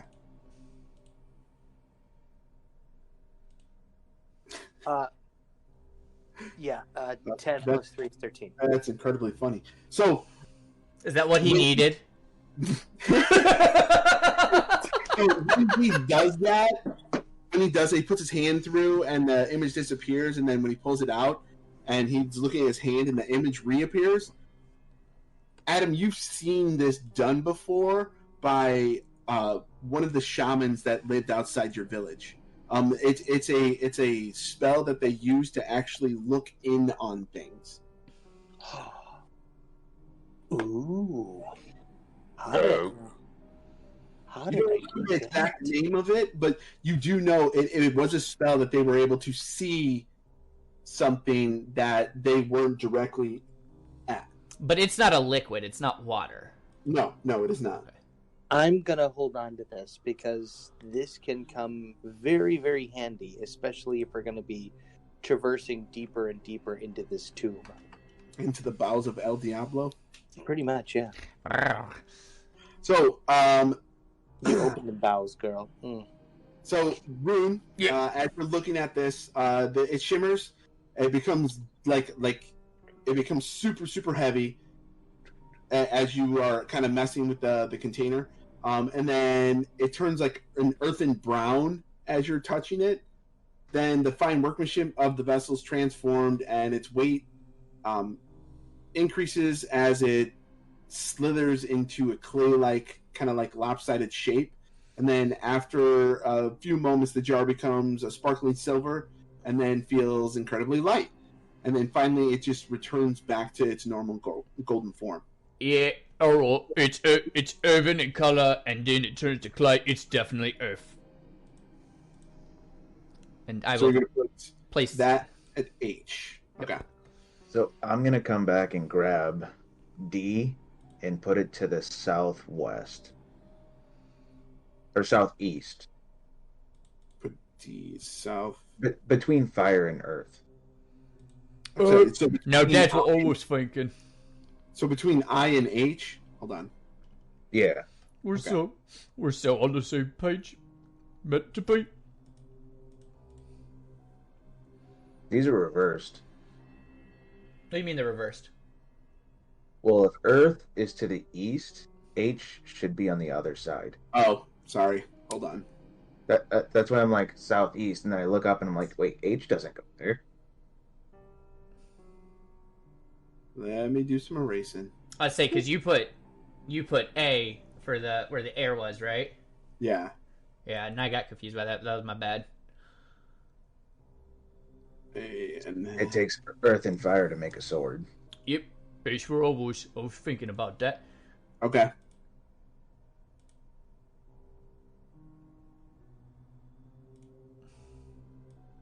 It's difficult. I'm surprised there's not like a text tool for you to just type. Like I'm not seeing it. Like I was trying to do it.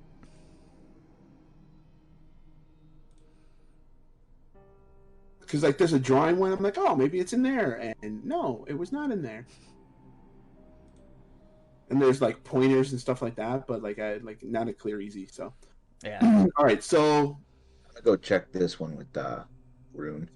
these two bands of blue and white energy travel up and down across the surface of the jar, crackling and popping as they move. You would swear that you hear a low hum emanating from the container. Oh my, the blue and white crackling around make me think of lightning. Does the low hum seem like thunder?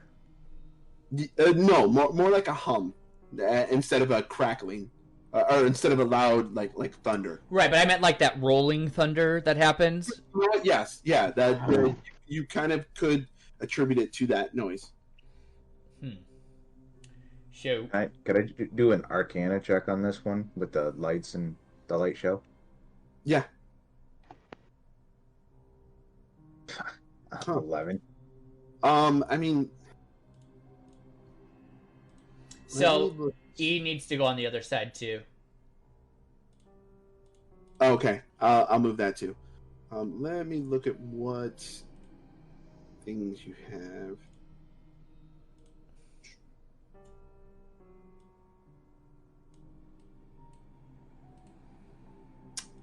See, like you kind of would associate it with like your thunder wave, but you're just you're unsure of what this is. Okay, with that information, I look at Rune and be like, I mean, it kind of reminds me of my Thunder Wave ability. That pushes people back. Maybe it goes between air and something.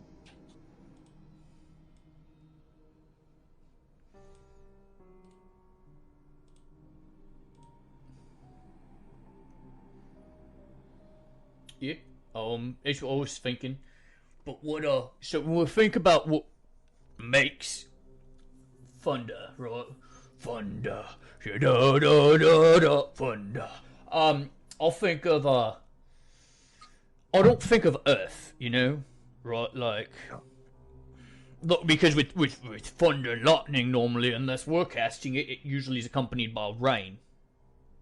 Thunder is thunder is sound. Sound travels on air, so Yeah, right. I'm thinking maybe like between air and water. yeah, worth a shot.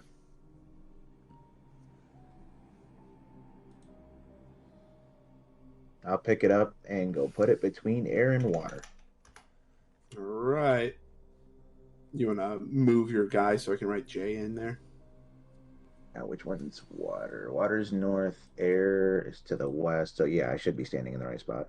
Okay. Okay.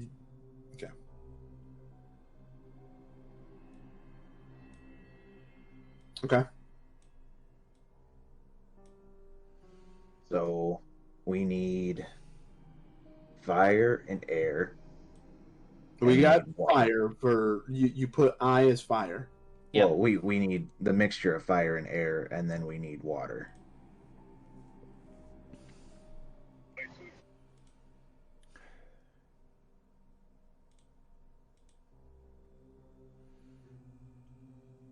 You know, what if we have the one that you put for air? What if that one was actually... I was thinking maybe air and fire, because it gets broader, yeah? You said it got broader when you got close to it? Yeah. So what if that one was actually fire and air, and then the one we just put down was actually just fire, or just air? Okay, so Amador, you're perfect. You can move around now if you want. Finally, I can say something. I thought it was really quite, and it was quite nice. Thanks, I think. You're welcome. I'm guessing you found the second trap book, yeah? I'm not entirely sure, to be honest. It said something about... Whoa! A whole bunch of crap happened! It said something about the guide to magical mastery, and then as I started reading, one of the letters popped out and turned into a snake and attacked me. Yeah, watch that. So I don't know if it was simply a bad thing where I'm not meant to work with this thing, where it needs to be someone with specific abilities, or if we're actually dealing with a trap book.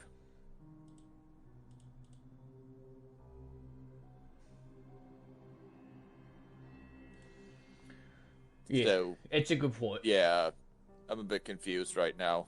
Well, if you can find the jar that has water in it, I'll give you 2 silver pieces. Wait, I thought Adam found that jar. It doesn't have water. It doesn't? So what is it? It just lets him peer into the, Well, hang on, I got an idea. Adam. Drink from the jar. Adam, yeah. That's what I was going to say. Yeah, take a drink from the jar. There's nothing in it. Just try it. Just tip it up and pour it to your mouth and see what happens. Try it. See what happens. No, I'm not gonna. There's nothing in there. Okay, fine. I'll do it. No, get your hands off my jar. I walk over and wrestle the jar from his grasp. And I struggle to keep the jar. Okay, so Nigel laughs. So I'm going to need a dexterity, just a straight up dex roll from you, Amanur, and strength roll from Adam to try to maintain control of this. Oh no! 14. Oh no! Yeah, like Amanur reaches out, grabs the jar, and you try to get your hands on it, and it just rips it right from you. Oh. Hey, at least he didn't make you fall flat on your face. With a natural 1, right? It was a natural 1, yeah.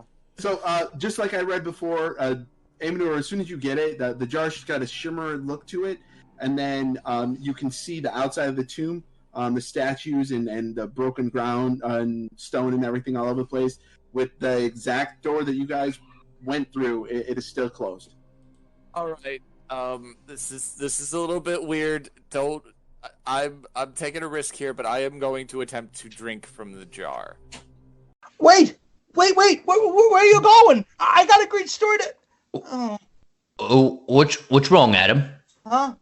Oh, nothing, Rune. Nothing. Oh, come on, you can tell me. No, I don't want it. It's silly. Tell me.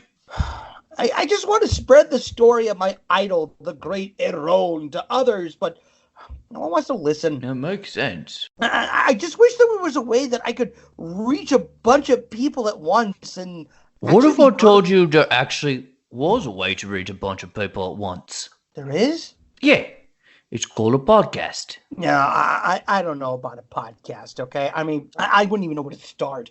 I mean, how do you record an episode? How do I get my show on all the apps that people listen to? And if you're helping, there's definitely going to be a charge. I mean, how do I make money from my podcast? Oh, that's actually the easy bit.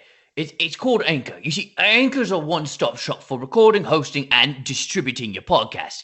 And best of all, it's 100% free and ridiculously easy to use. Even you can master it, unlock telling the difference between a long bow and a long sword. And now Anchor can match you with great sponsors who want to advertise on your podcast.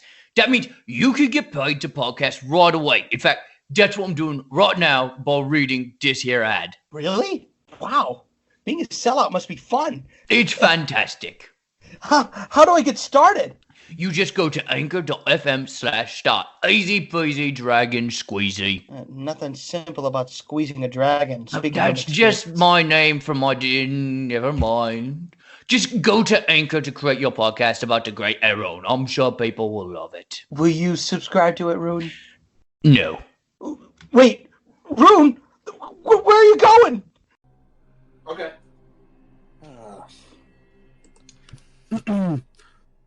You get nothing from the jar. I told there's literally nothing in it. Just that image. That's all you see. Are there any jars that no one's picked up yet?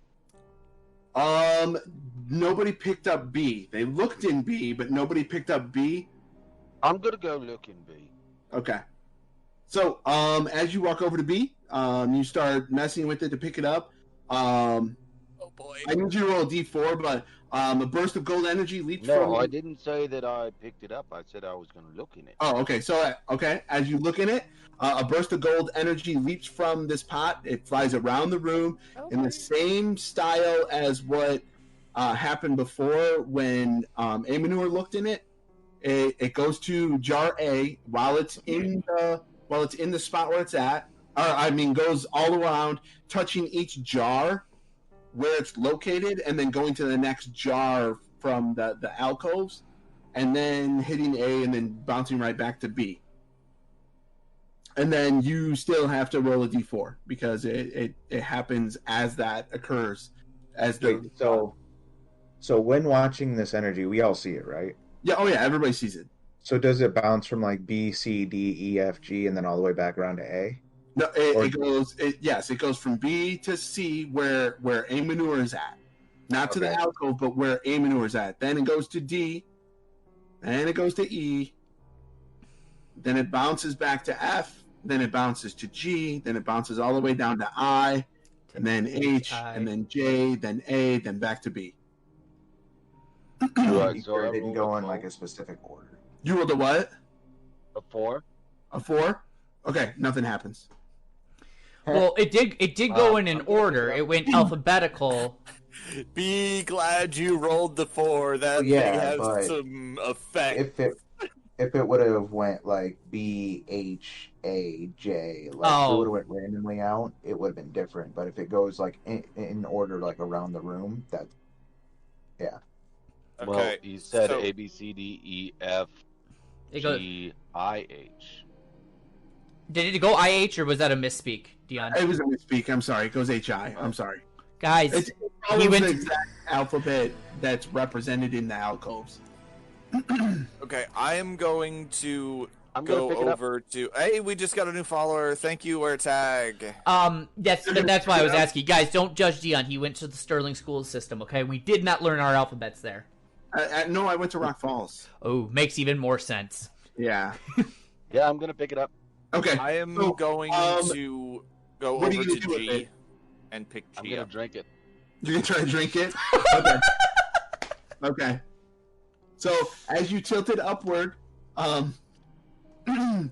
you're trying to get, and like, it seems like nothing's falling out of it onto you as you're tilting it further and further, and then the gold energy It happens exactly the same way it happened before while you're trying to do that. It bounces out from B, and then it travels around the room to all the jars in that order, hitting A, then going back to Can B. I hit fast Roll another D4. Okay. Oh boy. 4. 4? Okay. Oh my god! This is great. Okay, I'm gonna take a look at well, G. I'm just gonna put it back. The only 3 left are the 2 traps and G. G has a carving of a human, a skeletal humanoid, appearing on the surface of the jar. It's got a cracked helm, rusty swords, and it's got this really deep, ghoulish figure. It makes no movement, and it's just a really ghastly, bone-chilling appearance. Hold on. So if Earth is east, Yeah. and fire is north, South. wouldn't G need to, or if fire is south, we might need to switch D and G. Where was D? What was D? What was the description on D? D is a sword. D is D's the sword. Okay, this one's also a sword. But No, it's that one is a human skeleton remains. holding a sword. Oh, question. Okay. Question. The elm, the cracked elm. Are we talking about like a helmet, or are we talking about like the helm of a boat? The helmet. All right. Worth a shot, right? So I would say that has more to do with decay or death or Okay. So passing of time, maybe. Hey, try and drink so it. could this be water, maybe? Right, try and drink it. Try and drink it. I need you to roll a knowledge arcana. I mean, an arcana for me. Okay. Just Ruthon. Oh, okay.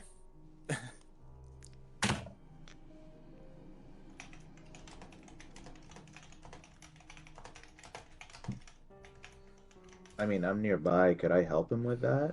All right, I got an 18.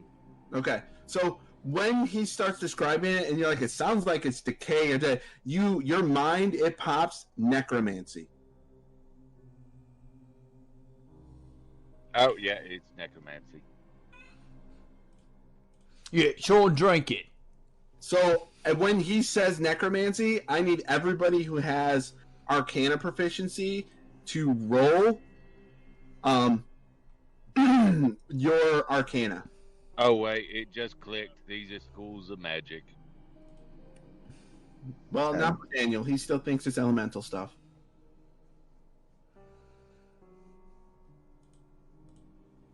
Oh right. So what are your basic schools of magic? You got innovation, right? You got necromancy. Oh, hey guys, I'll be right back. Give me a second. Hold on. Oh, we're not gonna hold on. We're gonna keep playing, but we'll see when you get back. Wait, so if it's schools of magic, You got transmutation, right? So with that information, I'm gonna go schools of magic. I'm gonna walk over. Obviously, the one that was shimmering was scrying, right? So that's got to be divination. I'm gonna walk over to the fire one, and I'm gonna cast firebolt on the pot, or on the vase.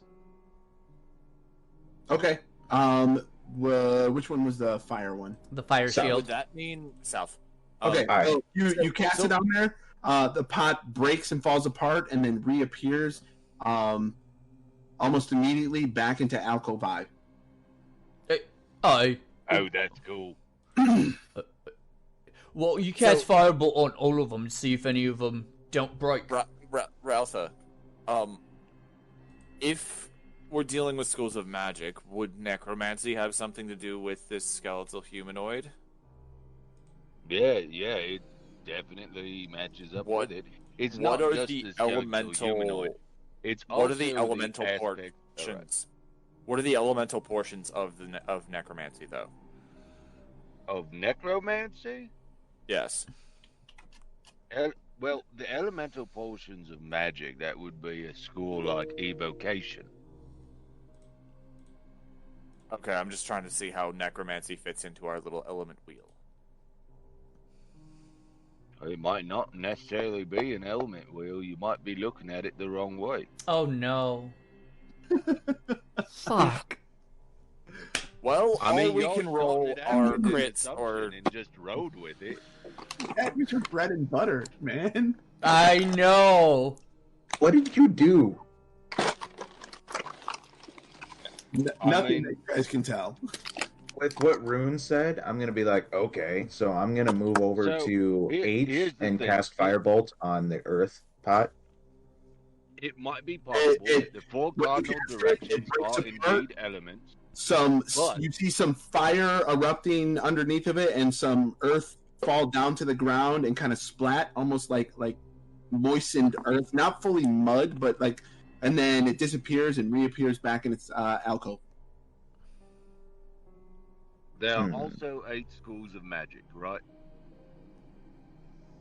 If the first one we were looking at that shows the temple, the cave that we're going in, but the door was shut, that's obviously having to do with the past. So that would be scrying or divination. So with your 18 that you got, Ralpha, I'm gonna say from what you remember in your learning and your education, because of your specialization, on the schools of magic, the opposite school for you would have been illusion. Right. illusion. So you know Would A that. be illusion then? I got an idea. I'm gonna pick up pot I and drop it on the ground. Like from how high? I'll toss it in the air and just let it fall. I'm trying to break it. Yeah, it hits the ground, breaks, and then reappears immediately back into I. Okay. That's it. There's no like flames that screwed out or anything like that. No. What about hitting the pedestal that it's on after you remove the urn? So you grab the jar and then you cast like some fire something or other on the all right, guys, on the I need to pedestal. go to the bathroom. Okay. I'll be back. Go for I it. put I back on its normal pedestal on the south, on the fire pedestal, and then I cast Firebolt on the pedestal, not the base. Nothing happens. Not what I was asking about. It's not actually a pedestal that you're setting. You're putting it into a small hole in the ground.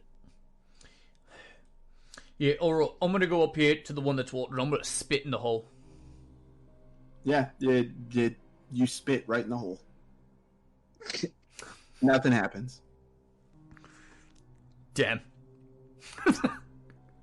Okay, so if we know that it's 8 schools of magic, what are the 8 schools of magic, Daniel? Daniel doesn't remember. I mean, can I do a different arcana on that one? Because that's a different question. At disadvantage. You know what? I will take it. He says, I will take it. Nice. Okay. Nice. Okay. So 2 tens. you know the 8 schools of magic are illusion, necromancy, transportation, abjuration, divination, conjuration, evocation, and enchantment. And that sparks the memory of when you did the identify ritual of the pot that you did. It said it was enchantment. You identified it as the enchantment pot. And I'll say that. I'll say pot. Well, this pot in the corner over here, and then I'll point in this little area, which is the sword, is the enchantment pot. Okay. And then with that information, I'll go over to this pot and I'll start identifying each pot individually with a ritual. It's going to take forever, but I'm not going to waste spells. So I'll start identifying this one as a ritual, and I'm just going to keep going around the bend. Are you the only one who can identify with rituals, or can anyone else do it? Because otherwise... No. I think Nigel can. Does that mean I have to get involved now? Yeah, I'll fucking Yes, do. it does. You lazy lout. I just want to see you do something for once. No, How do you want to see me do something? What have I been I doing? What carry this team on my back. Thank you. Okay. That's the best. So, All right, what am I doing? 1, 2, 3, 4, 5, 6, 7, 8, 9. You've got 9 pots left, and if you guys just divide them in half, it is going to take you guys about 40. One of you 50 minutes, the other one 40 minutes to identify everything. If that's what we got to do. Okay. So who's taking which side? Nigel, you, Jay? Yes, I will take this. What for me on the map appears to be the right side. Okay. Yes. You said pot H was enchantment? Pot. No. D. Pot D. D is enchantment. Pot D is enchantment. Yes. And we already know, actually, he doesn't have to do the 1. It's 8. G, we already know is necromancy because that was identified by his knowledge. Yes. Yep. Okay. So actually, it's just gonna be 40 minutes. There we go. Okay. So Daniel, did you guys gonna write this down? I'm writing it right now. Okay. So Daniel, the first one, A, that you do, it is illusion. So as soon as I identify it, I'll call it out and move on. Okay, B, I need you to roll a D4. I forgot about that. 2. Okay, that is wild magic. And a dark cloud forms over your head. And then a ray of light begins to fall onto your head. And it's going to be here for... It was what, 10 minutes?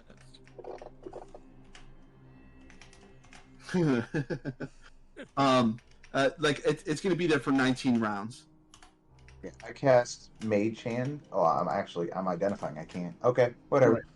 I'll keep identifying, and as soon as I'm done identifying, I'll use Mage Hand, and then I'll put it over my head as like a brace so the ring doesn't fall into my face. Okay, so then that one's wild magic. And then C is exactly what you guys thought. It is divination. And then E is elemental. Elemental, my dear Watson. And then for Nigel, J is evocation.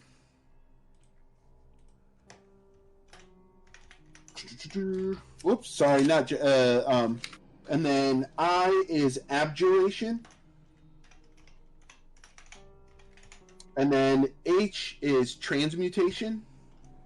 And then you guys deduced that G was necromancy, but F is conjuration. Yeah, that makes sense. And then Rune, I want you to make another wisdom save, or intelligence. Intelligence. Intelligence or wisdom? Uh-oh. Actually, do wisdom because I'm assuming your wisdom's higher, but do it at disadvantage. Oh well, shit. Okay. God damn it. Okay. And. Okay. 22. Actually, nice. So when you guys are doing this and they're rattling them, you're reading what was said in your head again, and you start putting things together, and you're like, each one of these capitalized words in this give you the answer to what you needed to do. So when you look at it,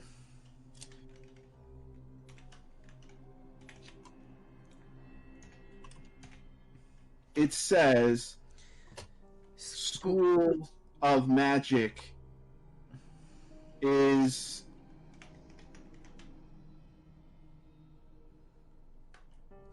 true path. Wait, where do you see? Where is that showing capitalize up? Each capitalized letter when he pulls them out, it says when you look at all the capitalized letters.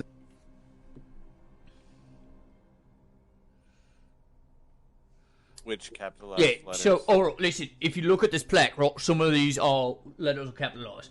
So you have SCHOOL, school. OF, of, is actually capitalized together. MAGRC, magic.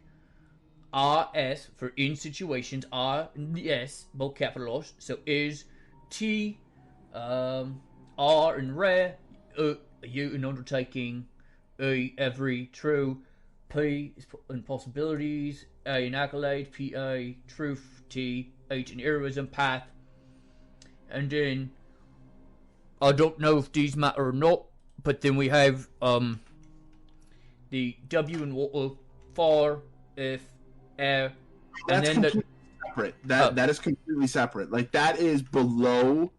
That is the symbol below that plaque. It's a completely separate one. Oh, okay. So, and then we have this thing about water to the north, fire to the south, earth to the east, and air to the west. But we know School of Magic is true path. Okay.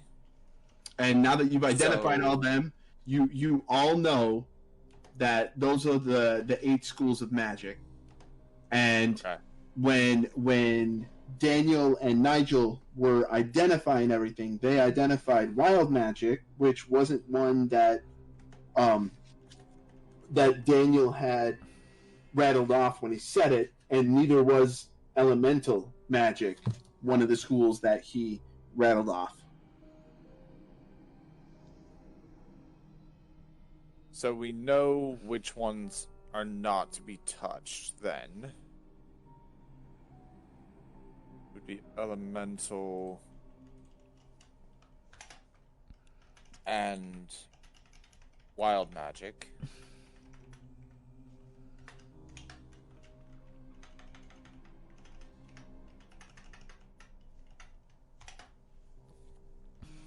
And then from what Ralpha had said, he knows that illusionary magic is the opposite of necromantic magic.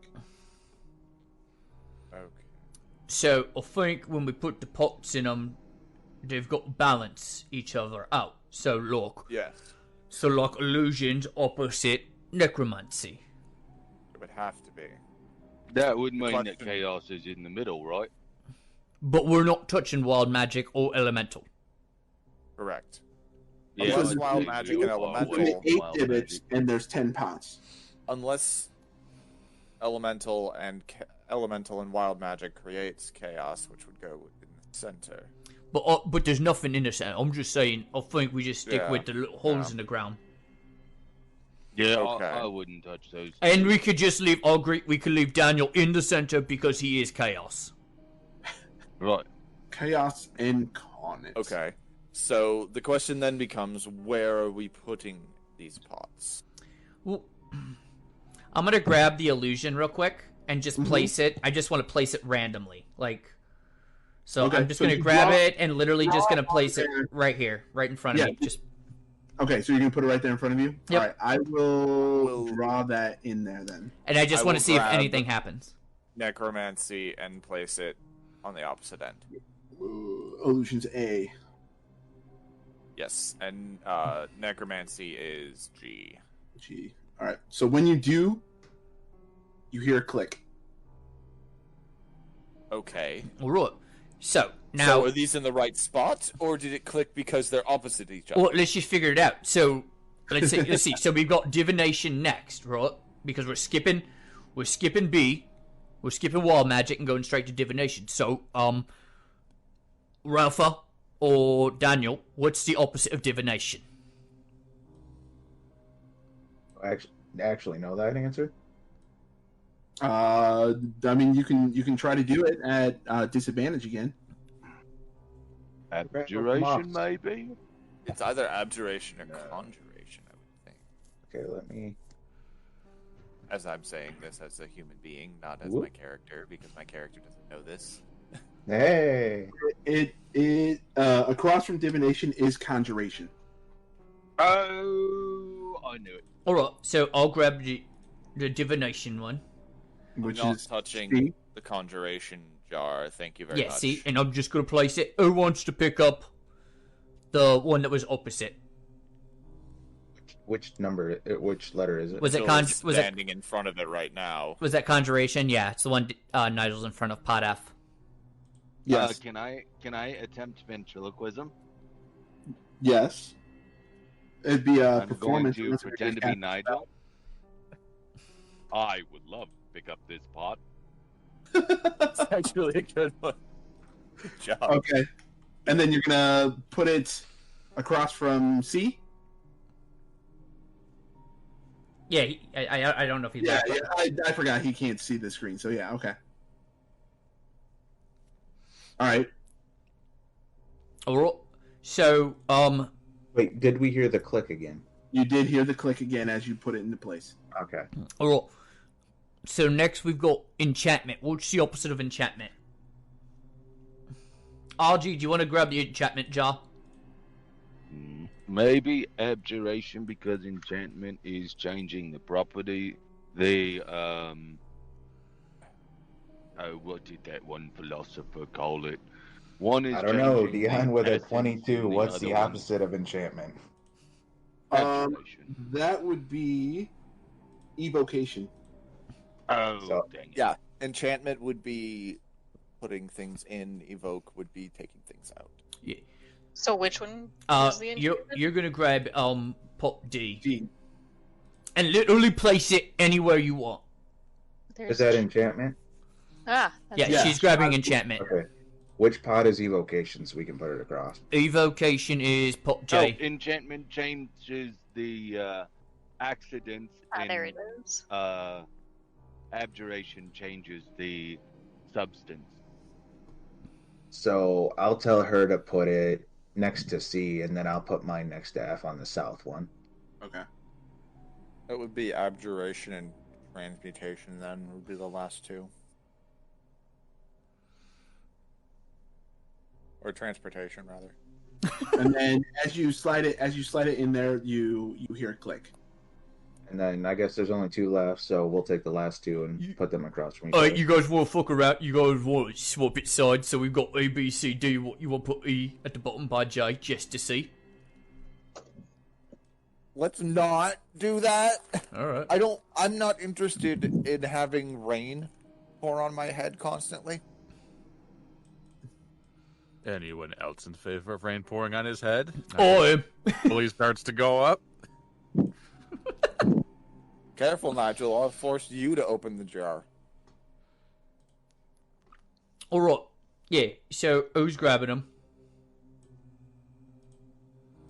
Oh, do you want to grab We have A? one. You're right next to it as well. Can I attempt Yeah, how do I- ventriloquism again? You don't actually, you just let Dion know you're doing it. Oh, okay. I was gonna say is it? What did you say, Ralpha? You wanted to do what? I want to attempt ventriloquism again. Oh, yes. Oh, fine. I'll pick up this jar. None of you seem to want to do it anyway. Okay. So he's picking up. He'd pick up abjuration then, because she just grabbed the other one. She grabbed E. Or not E, not E. What were we on? We were on D is elemental. No, yeah. You want E, not D. E is the element. No, I want to make elemental. it So sound F. like a Oh, wait. Nigel saying Okay, hang on. What two are we left on? A F and I. Abjuration, which is I. and conjuration, which is F. Those are the two. Okay. Yes. Me with the all of a sudden extraordinary knowledge of Arcana.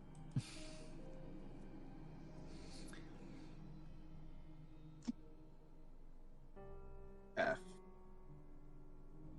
And then once you put everything in place, a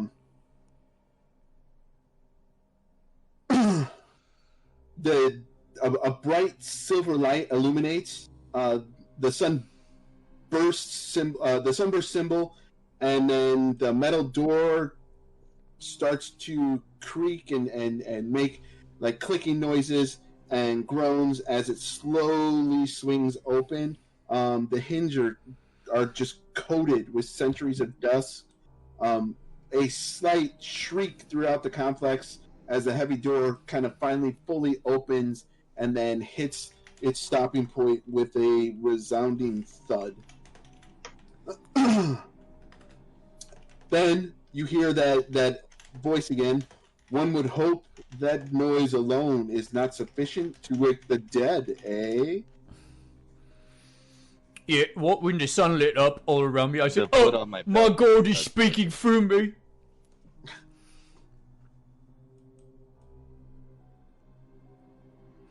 Oh, Daniel. Let's go. I need your hand, Daniel. Let us follow the man up north that adds A to the end of his sentences. Let's find the Canadian, eh? What's a Canadian? It's the man, the myth, the bacon. Okay, so as you walk up there,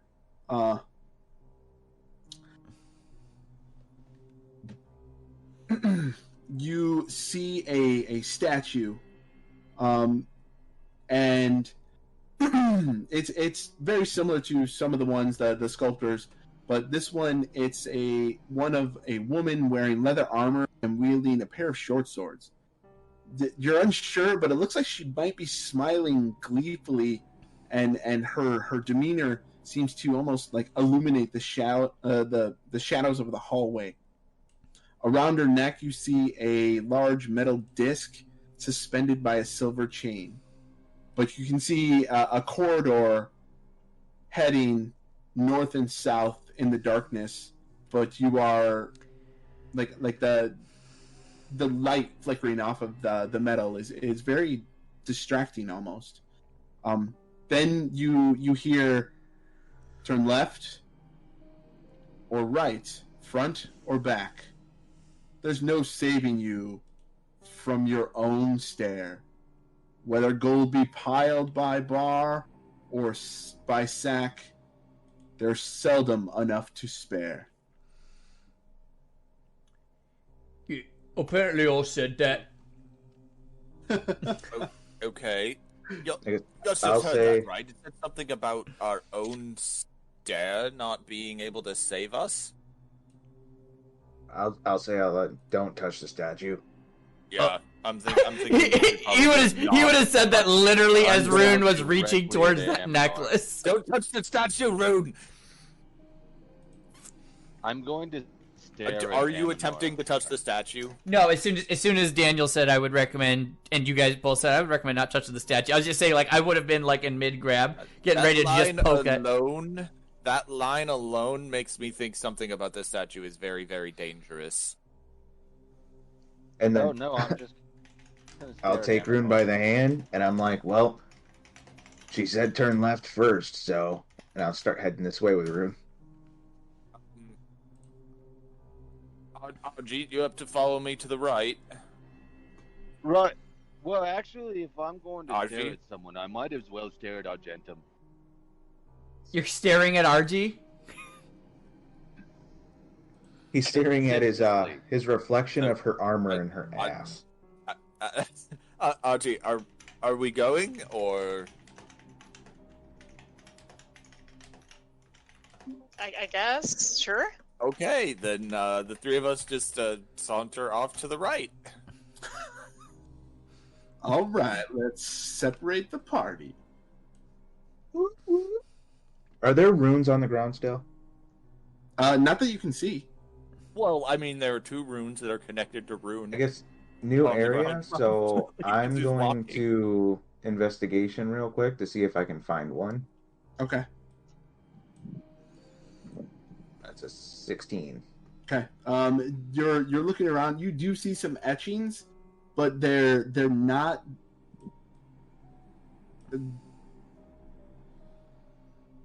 Hold on. I'm gonna put.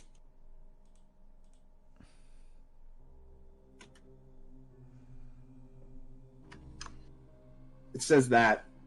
Oh, okay. I'll point it out to Rune. I'm like, do you understand this? Yeah, it says touch the statue. That's not what it says. Give me a knowledge arcana, or I mean, give me an insight. What? Oh, What? him? Daniel. What, Adam? God, this is not going to go well. I don't know what just happened. I'm sorry. Could you give me a deception? Yes! 19 minus 1 for a total of 18. No, 100%. You believe him. Right? I'll break his hand. I'll go back and I'll touch the statue. Wait! You go hold my hand. No. He let go. I know, I'm running after him saying that.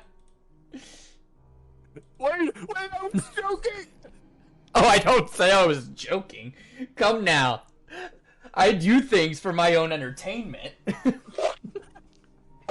You're an ass, Rue. But a funny one. I'm not gonna lie. I thought Adam was touching the statue for a second there. I was just looking. Being the sneaky little halfling that I am, I've already fucked up enough in this episode. Okay, so you're just touching it. You're not. Yeah, he said touch the statue, so I'm just gonna reach out, touch the statue, and then see what happens. Okay. I mean, the only thing on there when you get up there is as you get closer and you reach up and you touch the statue, you do still see the glint reflecting off of that metal symbol. And make a knowledge arcana now that you're much closer to it and you're touching it. This is the one I roll horribly after all the great disadvantage rolls. No, that's all right. That is a holy symbol of Timora. 21? Do I guess everybody's still in the hallway. I'll yell, does anybody know who Timora is? You know who Timora is. I catch up to. I was kidding. That doesn't say to touch the statue. I've no fucking clue what it means. I'm just seeing if anybody else knows right now. Can I consult the Book of Aaron? Yeah. Alright, roll. Or actually, everybody with religion. Does that include me? 18. Tanner, you know Daniel, you know exactly who Timora is with the roll that you made. Ooh, 14. Should we explain to Wait, RG, make sure you're rolling your religion as well. Can I roll an extra to D10? people? Is it the D10 Book or of our own? D12? Aaron? It's a D10. Okay. What, Logan? Never mind. Holy Okay. shit, RG. Jesus. So Man, that didn't everybody work. knows exactly who Timora is. She is the goddess of luck. Almost every adventurer at some point or another has given a prayer to her or given a donation so they can have good luck when they are. Oh my god, she's RN Jesus.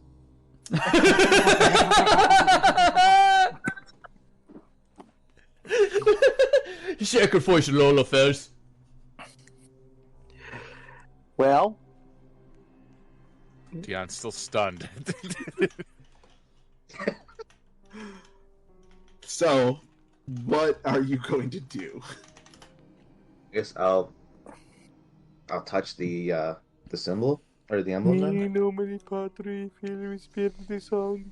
See if it's actually like attached to the statue or if it's just like a necklace that was thrown around it.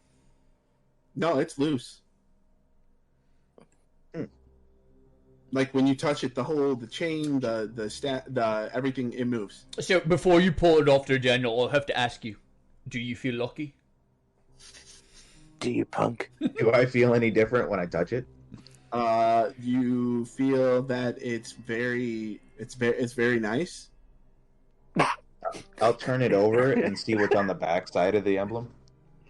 It's very nice. Says, with Timora's blessing, luck is always on your side. Can I have that?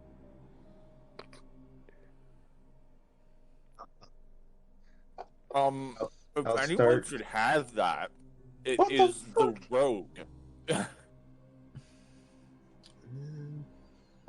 Oh, I keep forgetting to hit the button. Okay. Have I Considering noticed the rogue anything while staring himself. at Argentum? You know what? I will back out of this, and I will let whoever. Did you- What is that? Did you ever roll your D10, Mike? No, I didn't. Hang on. So when that hits me, I'm gonna cast Shield, which gives me a +5 AC. Oh, I 'Cause it's got a a 9, reaction? but it's not showing up. Why is it not? Why is it not showing up? Hold on. Let me see what shield. Let me see how you do shield. It's a 1 reaction which you take when you are For hit by an God's sake. attack. Right. Where's the spell though? Hold on. Shield. Let me double check. You're not going to be able to do that because one of your hands is actually on the amulet, so you are not going to be able to get the spell off because you are like you don't have the ability to use the somatic like the gestures and all that stuff to cast the spell. You bastard. Oh, for God's sake! Why is it not letting me roll a d10? All right, so everybody, roll initiative. Oh. Hang on, I'm trying to. He's still trying to roll his D10. Oh, okay. Just drag and drop a D10 from the bottom, Mike. I am. It's not doing anything. Drag and drop it into the chat box. That's I have what I'm 22. doing. You got a I 7. literally just did it, Mike. Oh, Well, he rolled a 7. He got it. I got a 7. why? What does the Book of Our Own say about this monster that is just erupting from the tomb? You have no idea. He was Well, very handsome. Wait, I thought Book of Our Own was a 9 or a 10. It has No, to be a it's 9 or a 10. 10 to succeed. Yeah. Yeah. 16. 20. 21. Damn. Gosh, we're rolling really well today. I know. RG, did you roll a 12 for your... What? Girl, look at you. So, Ruth, what did you roll? 7. 7. Okay. So you go right after Nigel. So it's Daniel, me. Nope. Daniel, then the monster, then you. Yeah. What did the monster roll? 22. And it goes Weird. off of, I believe. If you hit the sword in your upper right, Mike, it brings up your combat tracker and you can see everything. Beware. Oh, there it is. Okay. Disengaging is not an action anymore, is it? No, if you disengage, you leave. You don't get to do anything else. Unless you're a rogue. A rogue. Yes. The writing said that not even your own stairs will save you, right? Right. I'm God. still staring at Argentum.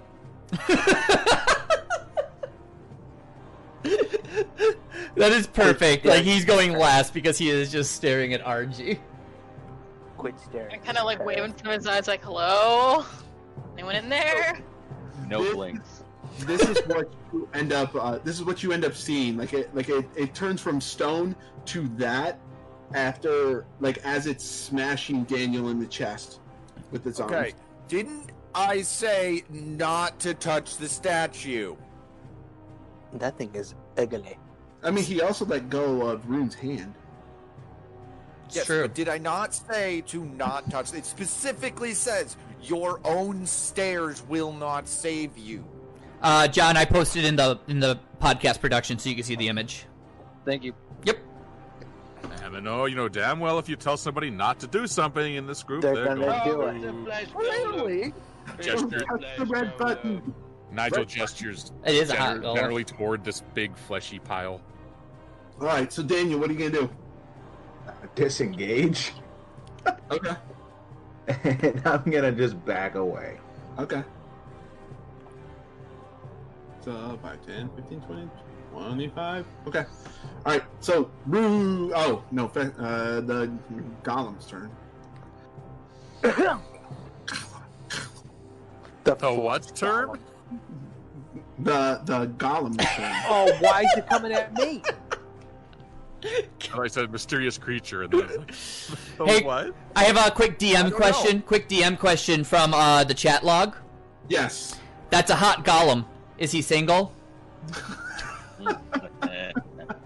Who? Yes.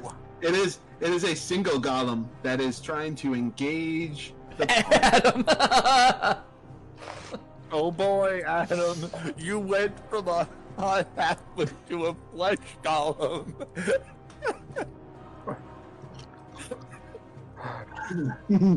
Oh, Jesus.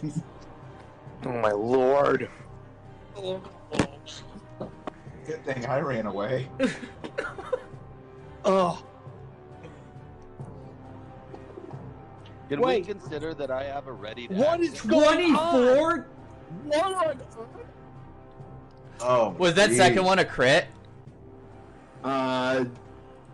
Yes. I mean, no, it wasn't a crit, but yes, it was. It did more damage. Oh my god. What the 24 hell? without a crit? What? So, now it is going to be My turn. Adam's turn. Yeah, well, guess what, fucko? Feeling that giant might? What? I said, you feeling that giant might yet? Yeah, yeah. First off, let's put on that giant might. Get me going with that. So let me activate giant might. I only said it just to remind you. Alright. So how do I activate giant might again? Okay, Just, I don't know that you can in there. Because I don't think we bought... Or did we? Did we buy, Tasha's Cauldron of Everything? Ooh, I don't know if we did. Okay, so if not, it's just, you just have to remember for now, until we buy Tasha's Cauldron, you become a larger size, along with anything you're wearing. You have an advantage on strength checks and strength saving throws, and your weapon attacks deal an extra 1d6. Perfect. Alright, well then that's all I fucking need to take care of this asshole. I'm gonna take my, my magic I need a bit more than that. What? You might need a little more than just 1d6. Alright, I'm gonna take my, my freaking magic longbow. Longbow. Ugh. No. No! No! No! I mean, Would we I officially made that hit? mistake once. I'm never doing Would that we again. officially hit? Affiliate Aaron. Yes. The longbow has to be an emote. Oh my god, yeah. Alright, I'm taking my magic longsword and I am bludgeoning the flesh golem. You don't bludgeon with it. Never mind. Go ahead. You know what? I stab him. Whatever. I mean, he could bludgeon it. He He just just turns it sideways and smacks it with the flat of the sword. Yeah. I mean, Hold on. No, he grabs it by the blade and bludgeons it with the Oh hilt. my god, no! You rolled damage, not the hit. You roll your. Yeah, You got roll the hit first, buddy. Oh. Alright, Oh, thank god. No, wait, he rolled damage first because he's grabbing it by the sword. Oh my god! Okay, so now roll for damage. Okay. And then I get an extra d6, correct? Yep. Okay. Alright, hold on. Let me roll another d6. Only you could cheat an extra damage roll and still only get one Yes! extra. Oh my god, it's a 6! Why did it not show up?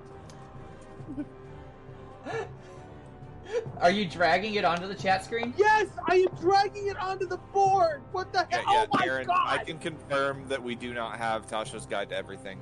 Okay. So I'll I'm once looking through the activated modules. once Okay. I start my job in probably my second pay period, I'll purchase that so that we have it.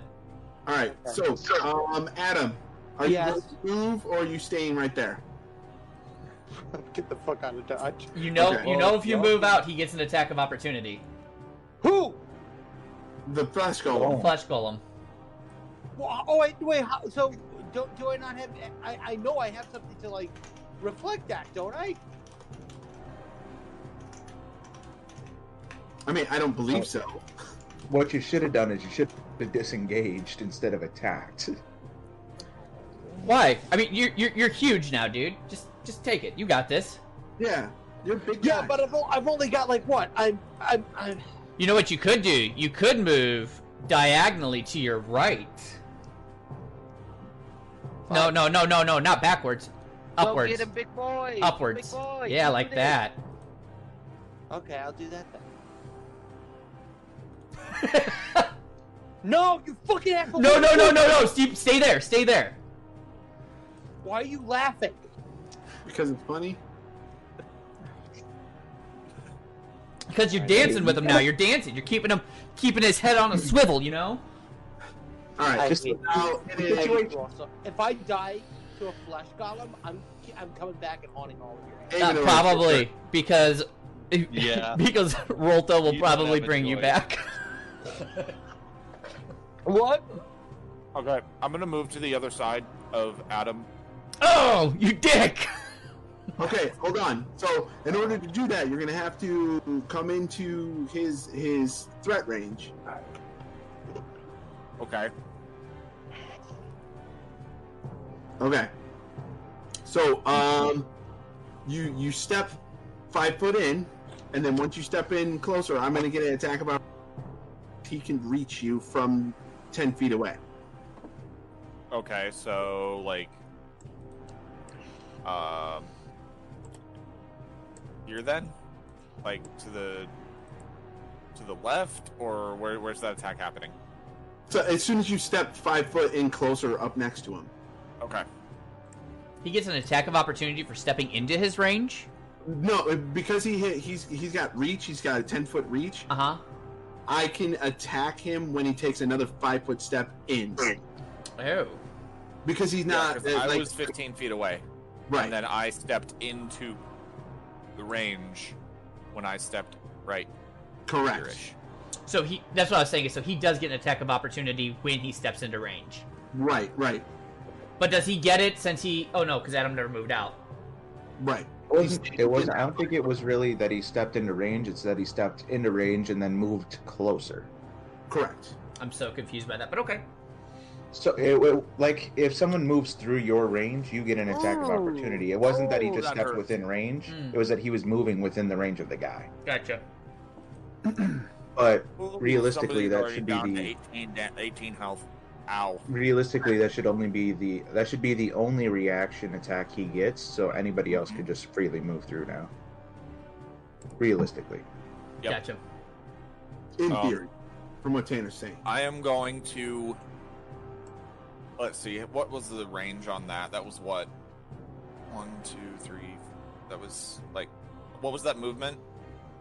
You moved from where you were at. You moved 5, 10, 15, 20. 25? 25. Were 20 you in or front of 25? Agentive? Were you in front of Agentive or behind Agentive? I was in front of Agentum. Okay, so that's 25. Okay. That means I still have 10 feet of movement, so I can disengage. Alright, I am going to pop an attack with my Dagger of Venom. Okay. We're just going to do our little piercing attack. Okay. So I would like to target... Oh, he's already targeted. I already did that for everybody. Oh, okay, awesome. And then we're going to attack. 12 hits. 12 hits, okay. 12 hits. Damage. Plus, it's... Sneak attack is what? 2d6 per level? I believe you're at 3d6. I thought. I don't think it's 2d6 per level. I think you just keep adding 6s as you go up so many levels. Sneak attack is... Did you just say a 12 hits? Yeah, 12 hits. Yes, a 12 hits. Versus armor class? Oh yeah, Yes. his armor class is pretty low. His armor class is non-existent. Oh, baby! Just make it. Yeah, do literally, an extra like, 1d6. he just has a loincloth on. I think you're at 3d6 from last time we played. I gotta look for the table. It is... It's 2d6. You're 2d6 because you're level 4. So yeah, it's 2d6. You get 3d6 next level. So yeah, you're at 2d6. Okay, because it doesn't say... I don't see where it says that, though. It's under the rogue class. Right. It's in the table. It should be the second or the third column. Right. But the thing is, I'm looking at the description of... Oh, sneak attack, yeah. Yeah. It is 2d6. I'm looking at the wrong thing. So, I'm an idiot. But we already knew that. So add another. That's an extra 5 damage, so 11 damage. All right. Okay. So, are you gonna stay there? I will use my bonus action to disengage. Okay. And Rude. move back 10 feet. Oh, yeah, alright. As he backs out, I'll step right up into it. And I'll attack him with my spear.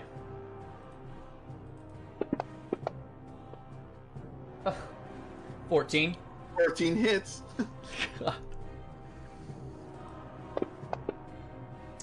Well, 9 damage. All right. Yeah. Okay. And then... yeah, I think that's it for now. Okay. So, all right. Sorry. I knew I had it in here. And then I'll cast my spiritual weapon. All right. So, let's get you a. That is will hand a brutal of electricity appears over its head.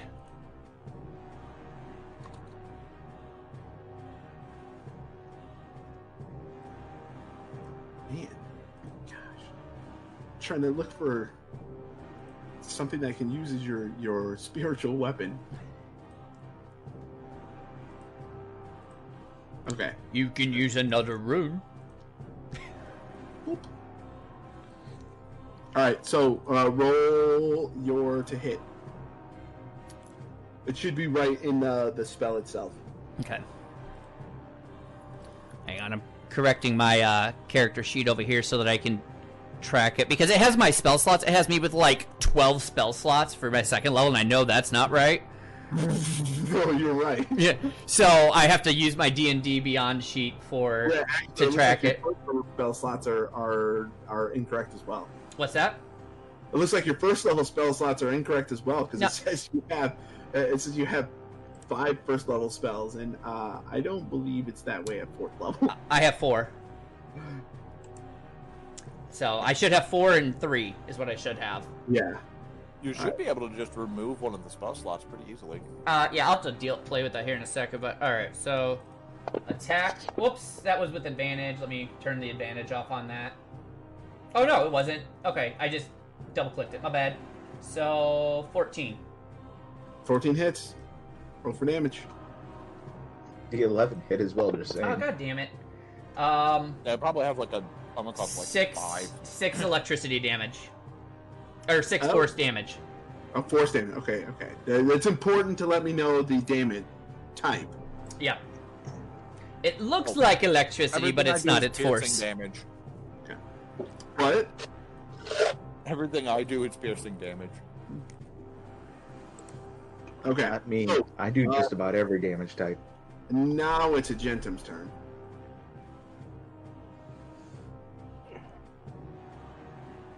Unmute first. I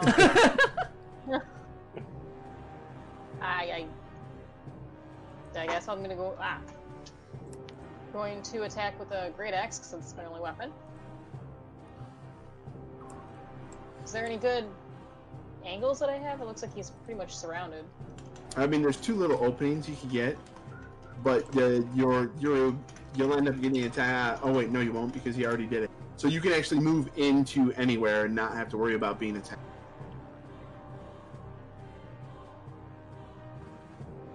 Okay, I can either move into anywhere or it looks like. No, yeah, he's. Never mind. Yeah, I'm gonna move in to like one of the areas that are open, like any area that I can find, and attack with my great axe. And yeah, it would be this one. Yep. 16 hits. Awesome. And then wait, was I? Darn, resisted. Yes. Okay. So now it is Nigel, your turn. Her great axe isn't magic? Okay. I don't believe. No, Not it's not. Anywhere near that. I was looking at the D&D Beyond. It's not. I could have I used don't the believe Divine it is. Smite with it, but No, it's just the Great Axe 222. That's your name for it. That's how many Yeah. enemies she's slain with it so far. yep. Nigel's going to cast, fairy fire on the golem. Okay. I just can't look at this anymore. It's disgusting. He's going to cover it with kind of a dark red light to sort of just cover its what would be extremities. Okay. So, cast it, and he will get his resistance check. Do I have to target the golem? It's already targeted for you. No, yeah, he's already targeted for you. Okay, and then actions.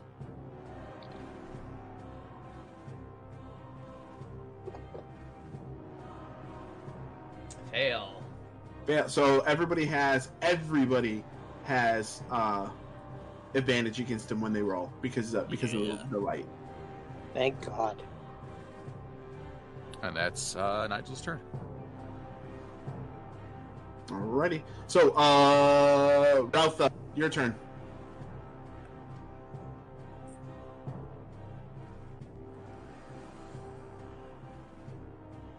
I think you're muted.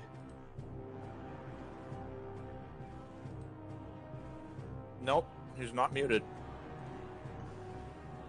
Who, me? No, John. Discord. Now he's muted. John, you just muted yourself.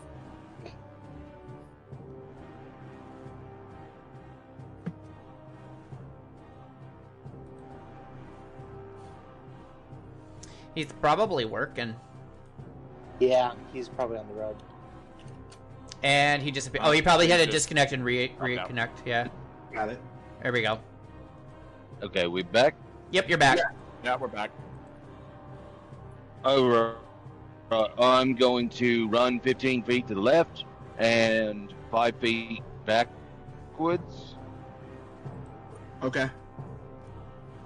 Right, and then I am going to cast a... Well, can I use a free action first to speak to the flesh golem? Yes, you can. Alright. I'm going to say, no bad, don't attack things. Yeah, that'll scare him. Bad golem. Okay. Does it listen? It does not listen to you. Damn. Okay, I'm gonna hit it in the face with a ray of sickness. I'm going to. I'm going to make some gestures in front of my face. I'm going to stick a finger down my throat, and then out of my mouth is going to come a green beam of energy. Okay. Our listeners must just. So, go on. roll. Advantage. They've been doing that for the entirety of the podcast, and they're still here, Mike. I think they Okay, don't so- care. I got a 20 versus armor class. Oh, actually, no. It's just hold on. Okay, yeah, no, you hit his armor class. I gotta make a saving throw. Yep. But I'm doing it at second level. Okay.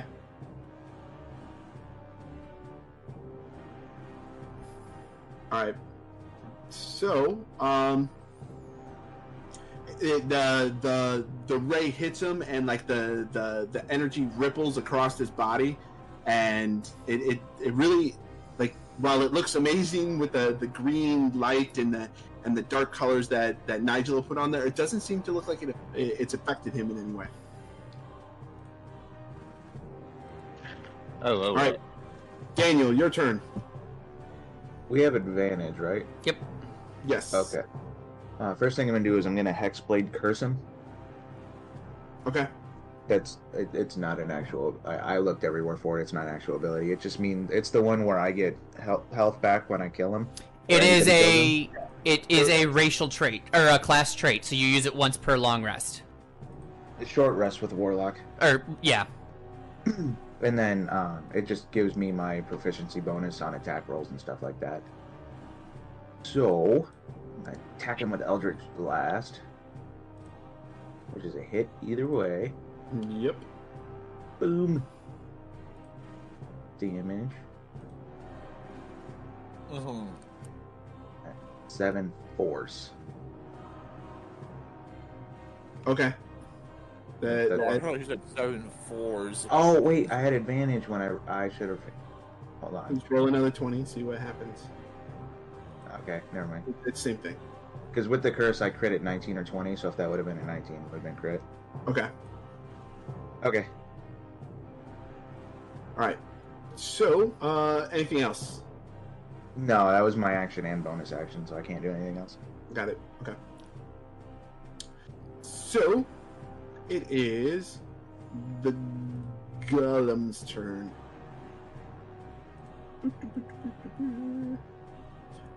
It gives this just horrendous, like, blood-curdling roar. More like a... And it seems to, like, rear back, like it's going to swing with everything it can. Okay. At I feel sorry for everybody within 10 feet. Everybody in front of him. Oh, it's a good thing I'm not within 10 feet. God damn it. Now, when you say in front of him, which way is he facing? His whole body swipes and swings. hold on. Oh my god. Oh my god. As he's swinging. Lord. Yes. Well, hold on. Does that mean... So the C is a nat 20? If you have a reactionary thing that you can do, like Daniel's shield thing, a shield spell, you can do something like that. Well, okay, now we have to get into game mechanics. I do. Like, when you roll an attack, I can respond to lower the attack roll. But if you crit, that means that was a nat 20, and you can't actually influence an attack if it's a nat 20, right? That is correct. So I might as well not even do it. Correct. Unless you're doing it, because does it affect all of his rolls, so you would affect the ones that hit me and Adam, or no? No, it just affects the one. ones. Okay. Yes. Generally, you're going to do it to protect yourself. And I think that's all the spell that you do. Gotcha. Well, it's not necessarily true. All right, I can at least help somebody here. As he swings, Nigel's just fixated on him and goes, it just really didn't help. He's disgusting. And I'm going to roll a Bardic Inspiration die. It's a D6. Okay. Do I just drag it onto the table? Yep. And that's going to lower the attack roll against Adam by 5. Thank God. All right, so Adam, does a 20 still hit you? That says 18. Oh, wait, I'm sorry. I looked at the wrong one. I'm sorry. Oh, okay. Does because like they all came down. Does a 13 still hit you? At 13? Yes. No. No? Okay. So, the damage that gets done to you, I'll just erase it. Okay? Okay. Thank God. Oh! Thank God. I would have died. No, you wouldn't have. You would have had 1 hit point left. Oh, God. Okay. Was that 12 with a critical? Actually, No, it should be for a Gentum and Nigel. Actually, you take another 12 Oh. because you get like. Oh, wait, no, it's not 12. It's maximize the first roll. So 2d8. So dice. Crits roll. Crits double all dice rolled. Well, it depends on how you want to play it. Well, we've been doing so normally I turned on the thing where you only roll once, but then it maximizes the first set of dice rolls for the critical. So like its damage is 2d8, so it would do an extra 16 damage to the 2 that it hit. Just like if you guys rolled a critical, whatever the max damage on your die roll for your weapon, it would be that. So for Adam, because he's using the longsword, he would do automatically 8 plus whatever he rolled. So how much damage am I taking? Both you and Agentum are taking 28. Oh. All right. Yeah, that's smart. Oh man, Daniel, I don't know why you had to touch this fucking statue. You told me to. You did it because Rude told you to? That seems like a terrible idea. Didn't we both specifically tell him not to touch the statue, Daniel? Adam, it is your turn. All right, I'm gonna disengage with the creature. I'm gonna pull out my longbow and I'm gonna take a shot at him. No, like you're using your whole action to leave combat. Oh. You're gonna need to move back another You 5 need a feet bonus because he has action reach. to disengage and attack. Wait, I can't disengage and attack? Only rogues can. Yeah, only rogues Toss can. into rogue. Okay, well then, tell you what, can I move here and then use my longbow? You'll get an attack of opportunity on you, but yeah.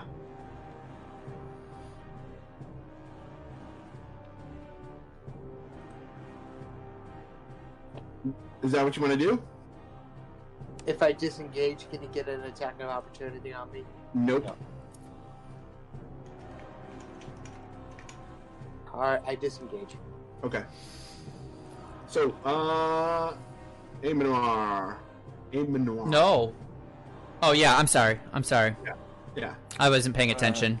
Yeah, your turn. Sadly, this would not be flanking, but I have advantage, so it doesn't matter. It's still sneak attack. Yeah. So I'm gonna just launch an arrow at him. Pew pew him.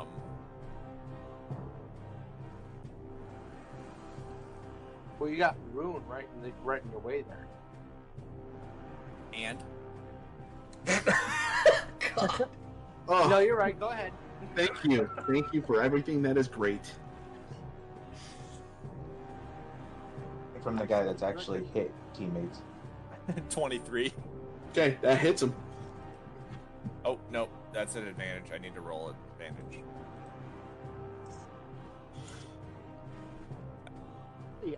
So, 23 hits. All right. Well, Oh, thank God. Thank God that was an advantage. His other roll was a 1, a nat 1. yeah. All right. So that is 15. Okay. So, Hold on. It's 1d6 plus 4. I rolled 4, so 11 plus 4 is 15. yeah, 15. 7 plus 8. All right. So, are you gonna do anything else?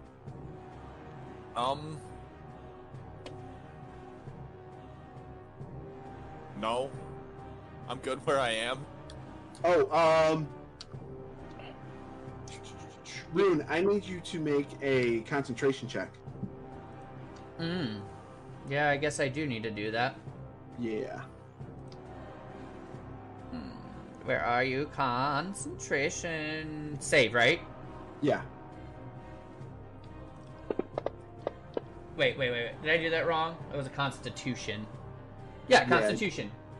Yes. So you save. You're fine. Question, did his arrows actually do damage when they hit?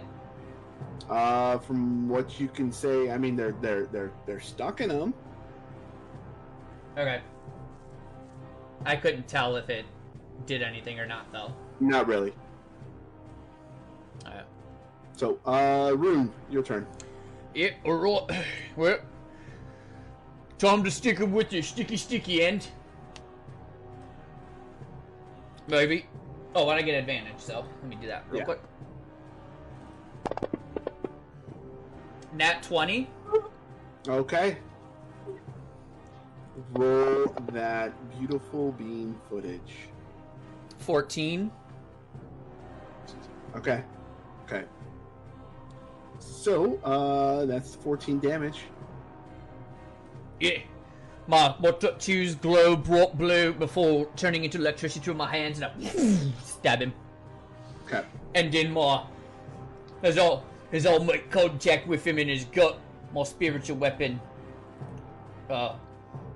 reaches out forward too. Ah, god dang it. Okay. Does it get advantage technically a spiritual weapon? It would, right? No, I don't believe that because you can't use it to get advantage when you are having it across from you. No, even 11 still hits. Okay. Oh, come on.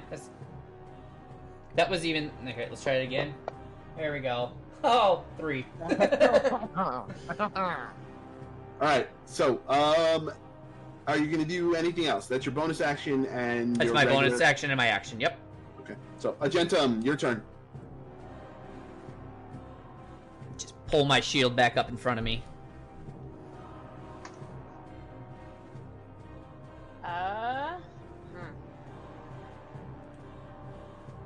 I guess I'll do the same thing I did last time. I'll try to hit him as best I can. Okay.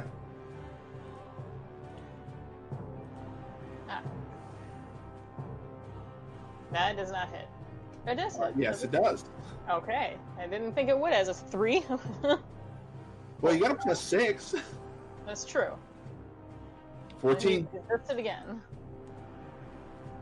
Alright. Hey, Audrey, next time you swing, I'd recommend... Well, can we tell that he's resisting or no? Never mind. We can't. I mean, you don't see damage coming when like her destroying anything or doing anything to his body when she swipes him. Hey, Audrey, next time I'd recommend you put some of your spelly spell in it, yeah? Yeah, I could try that. Okay. So, Nigel, your turn.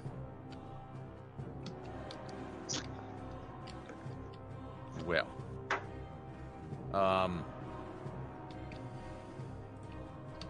10 feet, huh?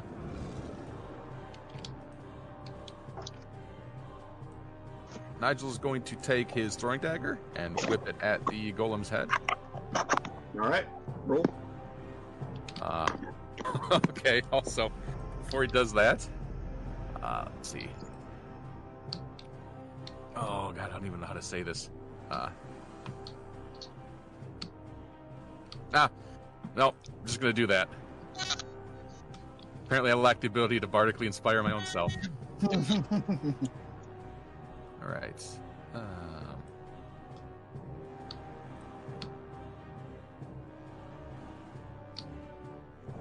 That hits. 20 hits. Alright. So again, it looks like it like when it hits him, it doesn't look like it's doing anything really.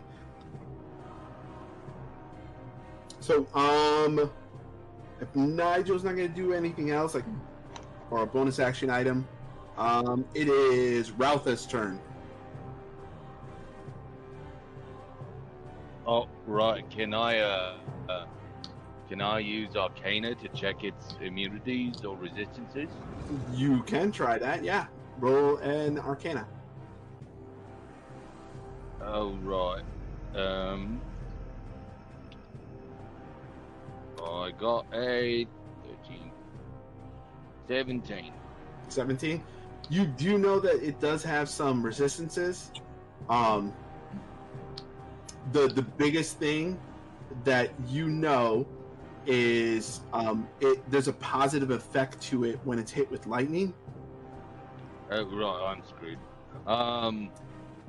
And I've already seen that slashing and bludgeoning attacks do nothing, right? Correct.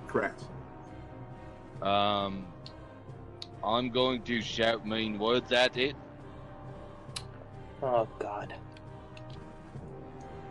Yeah, I'm going to shout mean words at it and take like 10 steps back. Okay.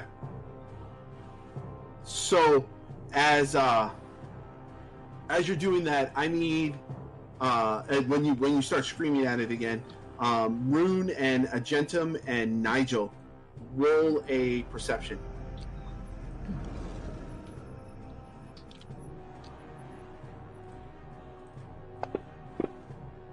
Nat 20. Okay. I'm really good at seeing things today.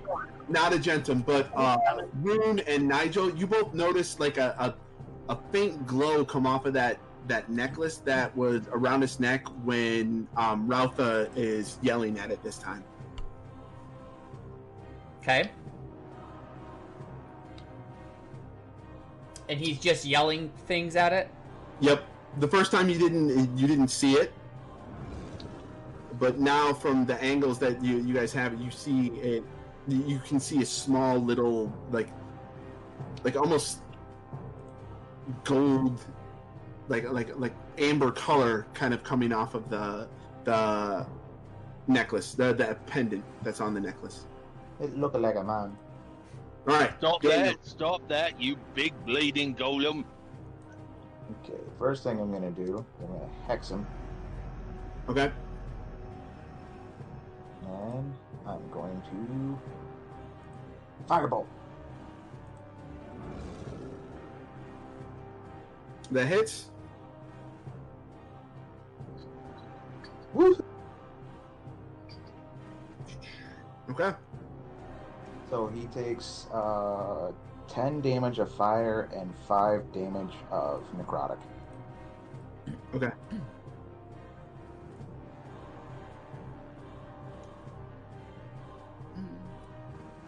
All right. So now, Golem's turn.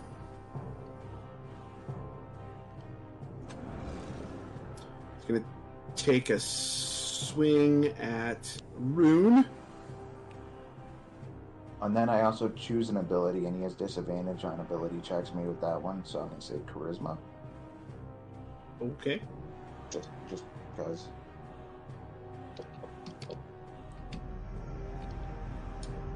So that first attack misses Rune. Good to put my shield up. And the second attack misses Rune as well. Disadvantage is terrible. Adam, your turn. Alrighty. Well, now that I'm here, I'm going to go ahead and fire a shot of my longbow at the creature. Okay. Since I have plenty of distance. Alright, that's a 14. That hits. And then I also get an extra d6. Correct? Or was that for the one turn? No. Okay. The longbow is a d20 plus 6. Right. Your attack No. His giant might. No, your giant might. Let me look. I'll look it up while you roll. I'm not sure it works on the bow. Wouldn't that be strength only? It says your weapon attack deals an extra 1d6 damage. Just your weapon attack. Okay. So I can. It looks like the damn thing resisted. So let's see it again. It does. All right. Well, 3. So fuck you. Nice Okay. try. So are you gonna move or do anything else? Nope. I'm just gonna stay right here. Okay. Amador. And it lasts for 1 minute. My giant might last for 1 minute. Okay. Feeling we're doing damage to this thing. I am. No, you're not the only one. I can't do damage to this thing. Am I? Did that do Okay. damage to the thing or no? Was this thing specifically magic only, or was it physical only? I mean, as far as you can tell, like when you first attacked it, you hit it, and you tore it up when you first attacked it. Okay, but the arrows don't seem like they're doing much? Nope. Okay, so I'm going to use my action to activate my Dagger of Venom, which is my one use for today. So for like the whole game today?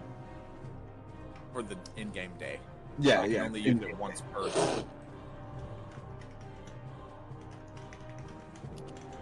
And then I am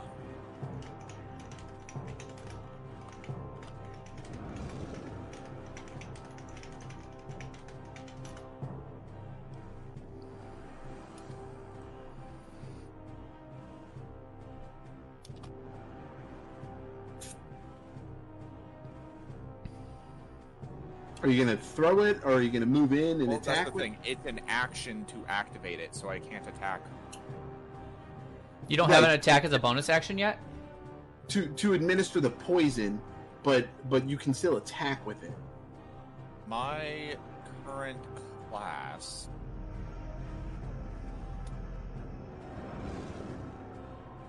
Am I allowed to tell him like the properties of this first spell that I cast, or no?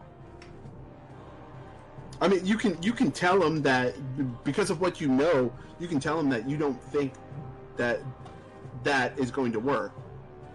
Poison ain't gonna work on him, buddy boy. Or lightning. Okay. If you got poison and lightning, you're screwed. But it is a magical weapon. It maintains its magical properties even if you're not using poison. Yeah.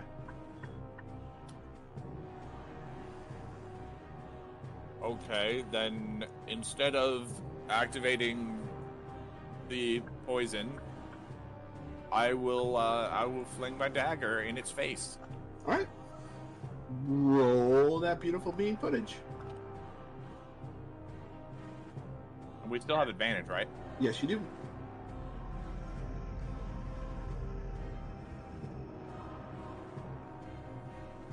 $19. 26 hits. I should hope so. Suddenly, 26 hits no longer. Yeah.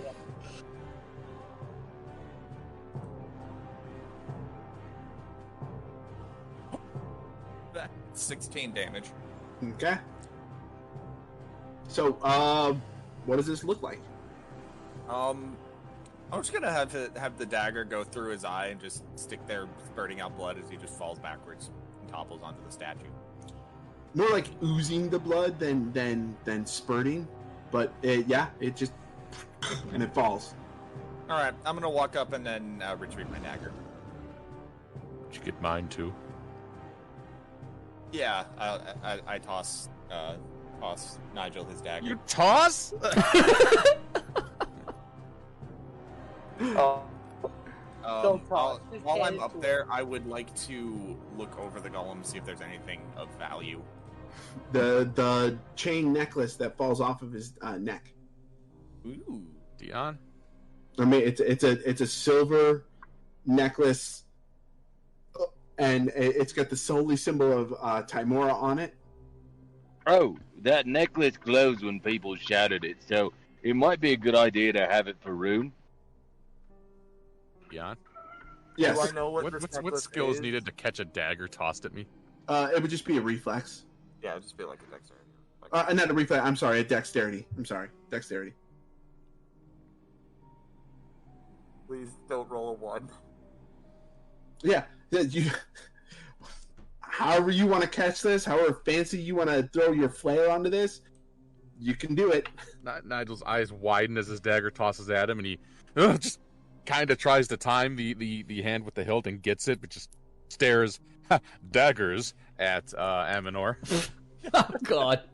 Oh, come on, man. I wouldn't have thrown it if I didn't think you would have caught it. It's not entirely true. He will attack his party members. He's attacked me before. I've seen it. That was a different story. I trust that guy implicitly. Oh, me? No. Oh. I could never trust you, Rune. I don't see why not. I read to Daniel what those runes said on the wall down there. That's all. No, you didn't. I did? Daniel, isn't that right? Didn't that what you said? What those runes say, and I told you what they said. And look, now we got a pretty necklace. I'm gonna grab the necklace and hand it to Nigel for identification purposes. I'm gonna walk down and grab Daniel's hand. And now we got a pretty necklace, is what he says. Okay. So you guys gonna continue to separate? Oh, Daniel, do we want to wait for him? I think you should. When I get to this corner, I'm gonna drop down to one knee. And I'm gonna drop down to one knee. The knee that's gonna be on the ground, I'm gonna be like facing the corner. The knee that's on the ground is going to be my right knee, and I'm gonna slowly peek around the corner. Okay. And I'm gonna He's drop using to the a police knee. trading. I'm dropping to a knee right behind him, right up against his body, and also leaning right over him. We all nut to butt right now. Oh my god. Someone's been watching the Goonies.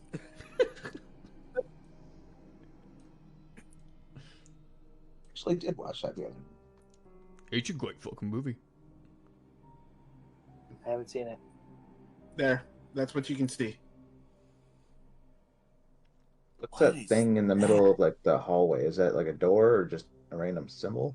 That's just a random symbol because when I was making the map, I didn't purchase the the items, so it's just it's on the floor. It's the watermark. It's a watermark on the floor.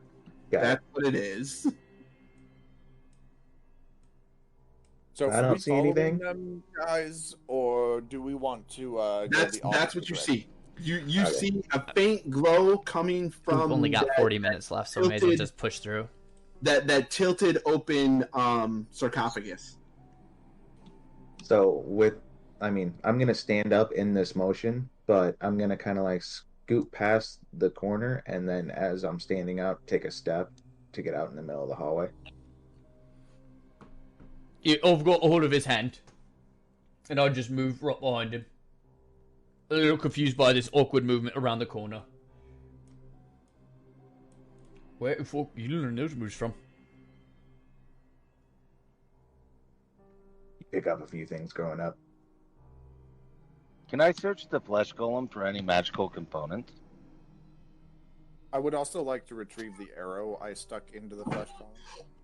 I'll just lie down the wall into a sitting position and nurse his very dire wounds. What about identifying that necklace I handed you, Nigel? How about getting bent, Aminor? Getting bent. Hey, Daniel. Yeah? I think maybe we should go back to the group at this point. As soon as we see an open coffin. Is that coffin open? Yes, slightly. As soon as we see an open coffin, I don't think the two of us should push any further. I mean, there's a blue glow emanating from the interior of the coffin. Yeah. Ooh. I just don't think it's a good idea to push in just the two of us, yeah?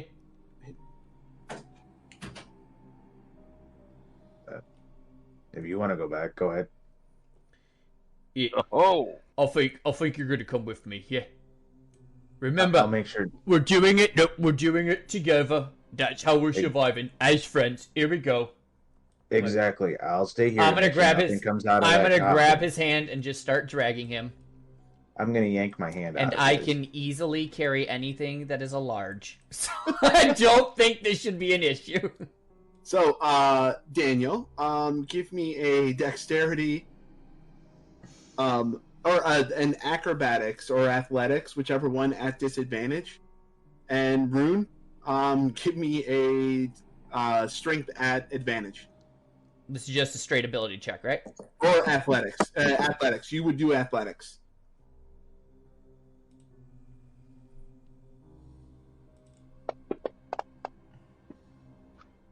$23. Oh. Yeah, so Daniel, you're trying to weasel and wiggle out and just grabs you. And he's like, let's go. And remember, you made me do this. I take my axe and I target him. This never ends well for other people. This is how most games go. It's okay, I can heal you. We usually just end up attacking each other at some point. So you're gonna try to pull your axe out. Okay. So I need you to roll at disadvantage to try to attack Rune.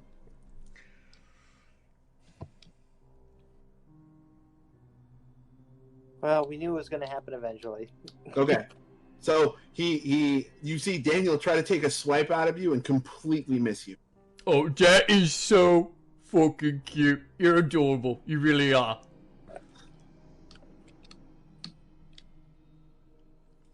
But that's not a game you want to play any further. And I'm just going to put Bane on him.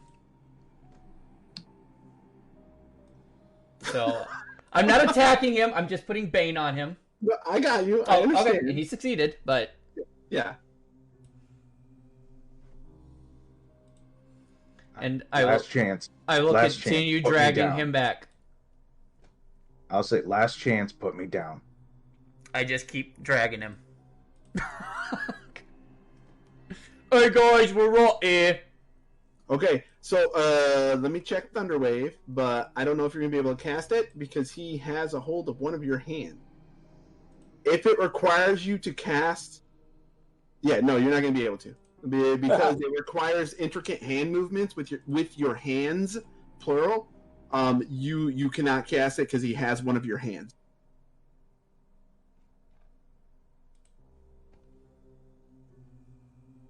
Because he said he was grabbing a hold of your arm in your hand and pulling you with him. Then instead, I will do that. Yeah, anything that you just so for future for you, anything that you were trying to cast that requires somatics components, you're not going to be able to do if somebody's holding onto your hand. But yes, you can cast that on him. And you can't do verbal components if someone's kissing you. That's true. Good to know. So, Rune, I need you to make a wisdom saving throw. Or actually, no, Daniel, if you're going to do it this way, then I am going to just have you... There you go, now cast a spell.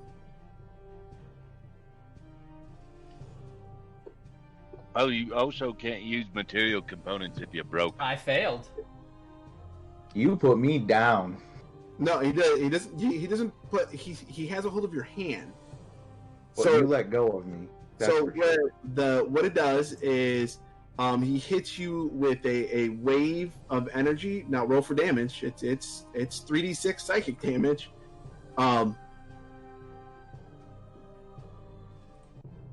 But yes, you are going to move away from him. I am going to let you roll Knowledge Arcana. Mm-hmm. Because you guys are right here. Right where? Oh, back. Okay. Right there. When he casts Dissonant Whispers on you. 9. Oh, okay. So you don't know what he did, but he said some things, and then you just like overwhelming pain in your brain. You got the brain pain. Oh, I hate the brain pain. It's like when I eat too much ice cream. But yes, now he does let you go. Do we see this? Oh yeah, you guys can clearly see this. Daniel's got to madness. Good lord, what do we do? I And then- immediately instinctively draw my bow and order Daniel to stop. He also moves as far away from me as possible. On his turn, yes, he will. Can I use an Arcana check? So to what do see you if what do he's you mean? possessed? Because it'd be my turn. So what do you mean I move as far away as possible? You don't want you don't want to be next to him. It's like a fear thing? If available, you try to move as far as your speed allows away from him. So I have to move 30 feet. Yes, away from him. 5, 10, And then You're not going to put yourself in harm's way, but you are going to try to get away from him. 5, 10, 15, 20, 30. Nope, So I one can't square stand my is fine. ground. Right. No, you cannot because of the spell. You failed the spell. Yeah. And that was a part of the failure. If you would Gotcha. have saved, it wouldn't have done that. I will attempt to whiz an arrow past Daniel's head, like as Like a close as warning possible. Okay. To get him to like a warning shot. Okay. So roll a 20 as long as you don't critically fail. As soon as he lets go of me, I'm gonna walk back to this wall to where I can see the coffin, and I'm just gonna kneel down. Okay. So an arrow dings off the wall next to you. I keep walking. I don't acknowledge it. What the hell are you doing, Daniel? Itch it. You just attacked your party member for no reason. It wasn't no reason. He failed. He now moves 15 feet closer to me. A gust of wind just throws him towards me. Skin killer's going on a rampage. I'll move 15 feet, and then I'll walk right back. And then I'll kneel down against the wall. You can't. You officially can't. You have half your speed now, moving in that direction. But it's like you walked up there, Amador shot at you. Now everybody else can do something. If nobody else does anything else, then yes, you'll get to move. But right now, it's everybody else's turn. And right now, the movement order, the action order is Amador, Daniel, then Rune. Well, payback's a bitch, ain't it, Daniel? What? This is for the fucking inn. I'm just gonna take out Jesus my. Christ. I swear to God, if you hit me, I will kill you. That's a really apt description of the inn, Adam. I'm also going to take out my longbow and I'm going to fire a warning shot at him to let go at Rune as well. He doesn't have me. Oh. I don't have him. He had me. Oh, well. Yeah, I was dragging him back to the group. Oh. Well, never mind. Freaking shoot him in the leg, man. What? Now Kessa's getting to see PvP within this game, too. We could just kill both of them and I'll raise them later. Nah, I'm good. I don't want to get involved. Never mind. You can always bring your friends back. We're best friends forever. If nobody else is going to do anything, then Daniel will be able to move 15 feet forward. Well, yes, he can move a total of 15 or 30, I guess. And then every turn, it pushes him 15 feet more. If he does a double movement, he can move 30 feet, but you knocked his movement in half, right? Right. So I guess I'm confused. What is he trying to do exactly? Is he trying to? I'm using the gust of wind to drag Daniel to me now. No, we're asking what Daniel's doing that he ardently is marching away from everybody trying to go into the room. Nothing. I'm trying to keep an eye on this open coffin to make sure nothing fucking comes out of it. But he didn't explain it that way to me. He didn't explain it that way. Started attacking. You didn't let me explain. I told you to put me down. I said you were like, "No, you're coming back with me." Blah blah blah. You never let me talk. That's the issue. So I used his logic from the very first time we entered. Everything we do, we move together now. Yeah. Then he didn't like that, so I dragged him. Then he attacked me because I used his own logic on him. Twice. He attacked you twice. Right. Jeez, well, our communication skills just suck. So now I just have a giant gust of wind trying to blow him down the hall towards me, and I'm just standing there. And there is something in the coffin. It thinks we're all idiots. So the only thing that I saw was so does the internet. So the only thing I saw was I only saw. Oh, and when we made the corner, I also shouted. And then Rune cast a spell on Daniel. So yes, it's quite possible that his kin killer instincts have kicked back up again. To be fair, that's fair. But when I turned the corner, I also announced, I said, "Hey guys, we're right over here," as I was walking him back. So to be fair, I walked the corner with him in my hand.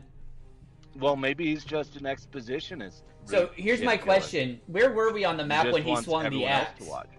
You were still on the other side around the corner. Okay. So yeah, they wouldn't have seen him swing the axe. Okay. So he just exposits constantly and explains everything?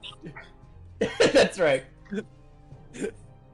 Alright, Daniel, because you can come to the corner, make another strength check. because you can move 5 feet, or you can move 10 feet, and then you can try to hold yourself at the. But it's going to be versus Rune's ABC. Oh, what's the law of the land? Is casting spells considered? Nice, there you go. Battery? It's a nat 20. So a natural 20, you are able to stay right here along the wall, holding yourself there. Okay. So he angled himself against the wall. Yes, he's holding onto the wall, so you can't blow him toward you. For 1 minute, I can change the direction of the wind, so I can still do it. I mean, he's holding on there. So Okay. like he's got a hold of the wall. It just said it does say at the every beginning of his turn he has to make that save every time. Yeah. So wait, does it stop once he succeeds? Nope. That's an okay. Nope. It just continues for 1 minute or until I stop it. Okay. Hey, Nigel. Nigel, Yes. do you have that sleep spell still? I always have that sleep spell. Alright, so what do you think? You put Rune to sleep, and I will blind Daniel, and we'll just like take a rest for a little while and figure things out. Can I hear this? Oh yeah. Yeah. Oh, my plan was once he brought his fucking ass over here, I was gonna cast a prayer of healing on everyone so that we'd all fucking get healed up. So I wouldn't recommend necessarily putting me to sleep. Nigel just pinches the bridge of his nose and says, "So we have approached the point of subjugating our teammates into resting now." You're just now I'm gonna figuring yell. that out. All right, hold on. I'm gonna yell down the hallway. Knock it off! I'm trying to make sure nothing comes out of this damn coffin. Get your fucking ass over here so that you can get healed up. I'm over here so I can make sure nothing's trying to kill us from this direction. Oh, here's a better idea. Get your fucking ass over here with the group, and then if something comes out, you're with the rest of us. You don't get your fucking ass killed like you did last time, yeah?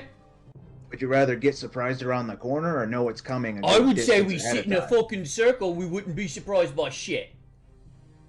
He's learned some very colorful language for a golem.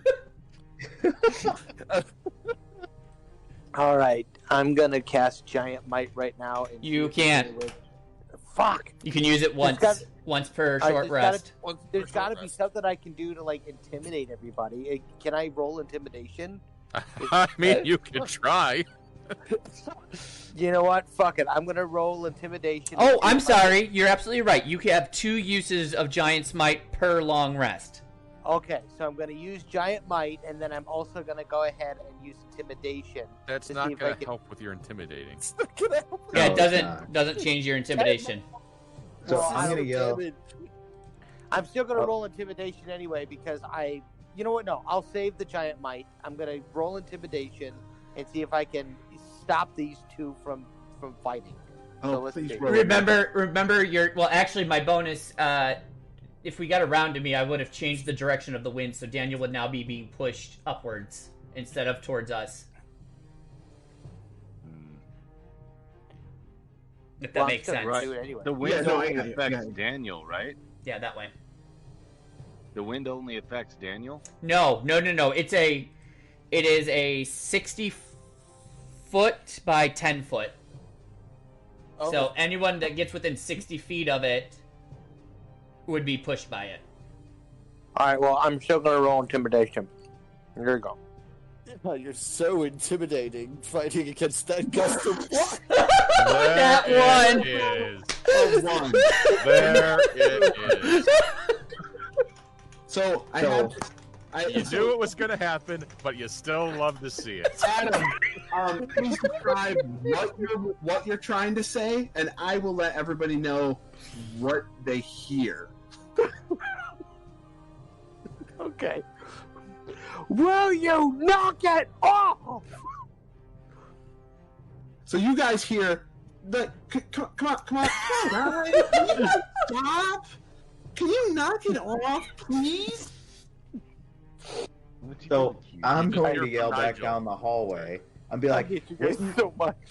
okay, I'm gonna yell down the hallway. Would you guys like to know if something's coming towards us before they get to us? And then I'm gonna make that a nice persuasion. So, you're much safer over here. It'd be one thing if it was No. Archie. Okay, can I use? I did a can I use persuasion. diplomacy? You gotta roll against it, or you think it's a good idea. yes, you can try to roll Can I use this to counteract diplomacy? it. I will roll against it. And Aaron thinks it's a good idea. A diplomacy, yes. I would like to say, okay, right, okay. Well, so here's the thing. I didn't take any damage from that last fight. If we need to cover that wall, I don't have a buddy to be next to because we have 7 people and I'm the odd man out. Why don't I just stand over there and wait and watch in case something comes up? And then Daniel can get healed, everyone can get healed, and we can still have eyes on the tomb. How No, about you that? know what? He's right. I let the wind go.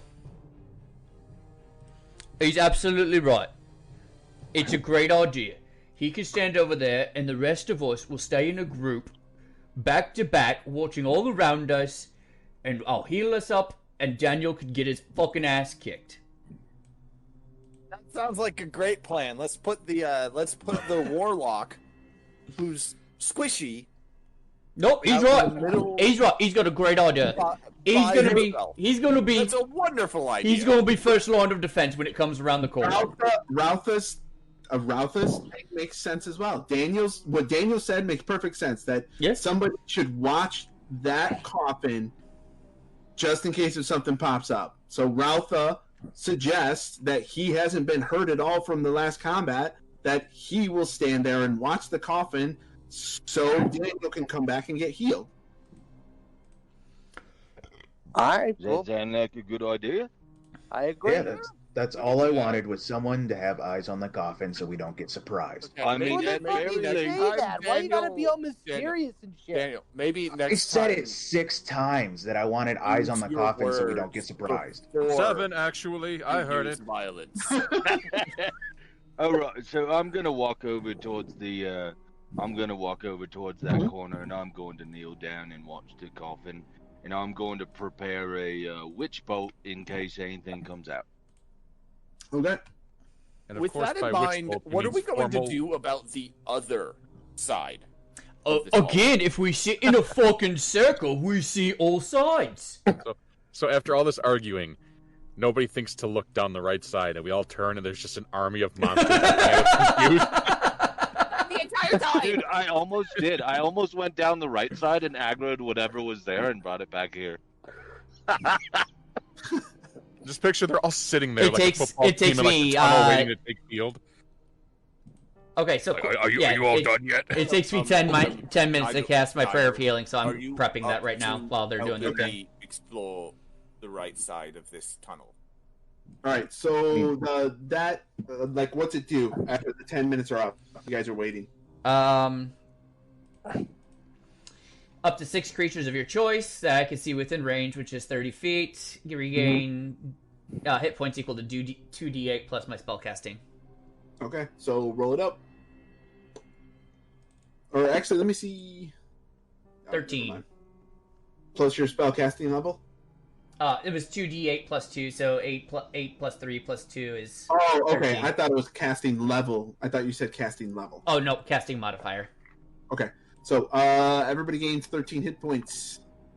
Remember, that is opposite. That is subtracting from your wound Right. in FGU. Nigel takes a very what do you call it? Satisfied, he's feeling better. Oh, good. What'd you find out about that necklace, Nigel? If you want, while you're resting here for him to cast that, you can take a short rest. Which, because you're in the dungeon and stuff like that, and you guys are doing things, it would be 10 minutes for the short rest while you're in here, and you can burn hit die to try to heal more if you would like. Yeah, I'm gonna pop one hit die. Hold on a second. Yeah, I was gonna pull out his lyre and just strum on it. Just vamp on it a bit. So You better roll a performance, because if I'm it's his ability, Mike. Yeah, it's his bardic ability. So you get your hit die plus an extra d6 of healing. Yep. Okay. So after this, before I move, I'm going to say, if somebody wants to move with me down the other hallway, I can leave my familiar at the corner so they can watch down the hallway. We'll have an alert and we can check the other side. That would be awesome. I'll go.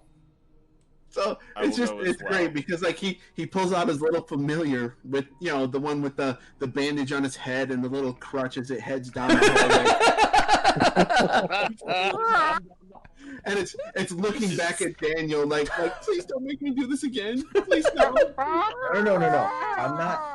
I'm not sending it on its own. It's like resting on my shoulder right now. I know, but when you send it down the hallway to watch the coffin. No. We're going to go down this hallway. Oh, okay. I thought you said you were going to have it watch the coffin. No, we're going to go down this hallway, and I'm just going to set it on the ground at this corner.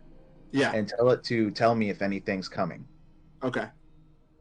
I'm not going to make it move or anything. I'm just going to leave it right there on that corner and have it tell me if something's coming. Okay. Do you peek around the corner or anything? Yeah, I'll slightly glance around the corner the same way I did the other one. I'll kneel down and do a tactical look.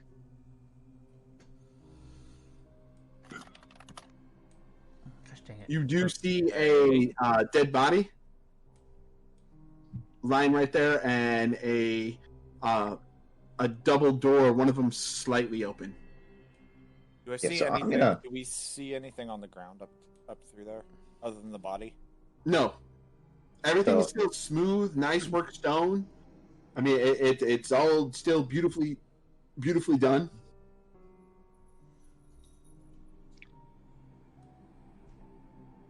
Yeah, so I'm gonna. What are you doing? Standing there. I'm gonna take my familiar from my shoulder and I'm just gonna set it on the ground on the corner of the walls and be like, just watch that door. Tell me if anything comes through it. Okay. He says okay. And then I'll start backing up, back towards the group. And I think that might be a wonderful space to end the session. Everybody, roll. That sounds like a good time to stop.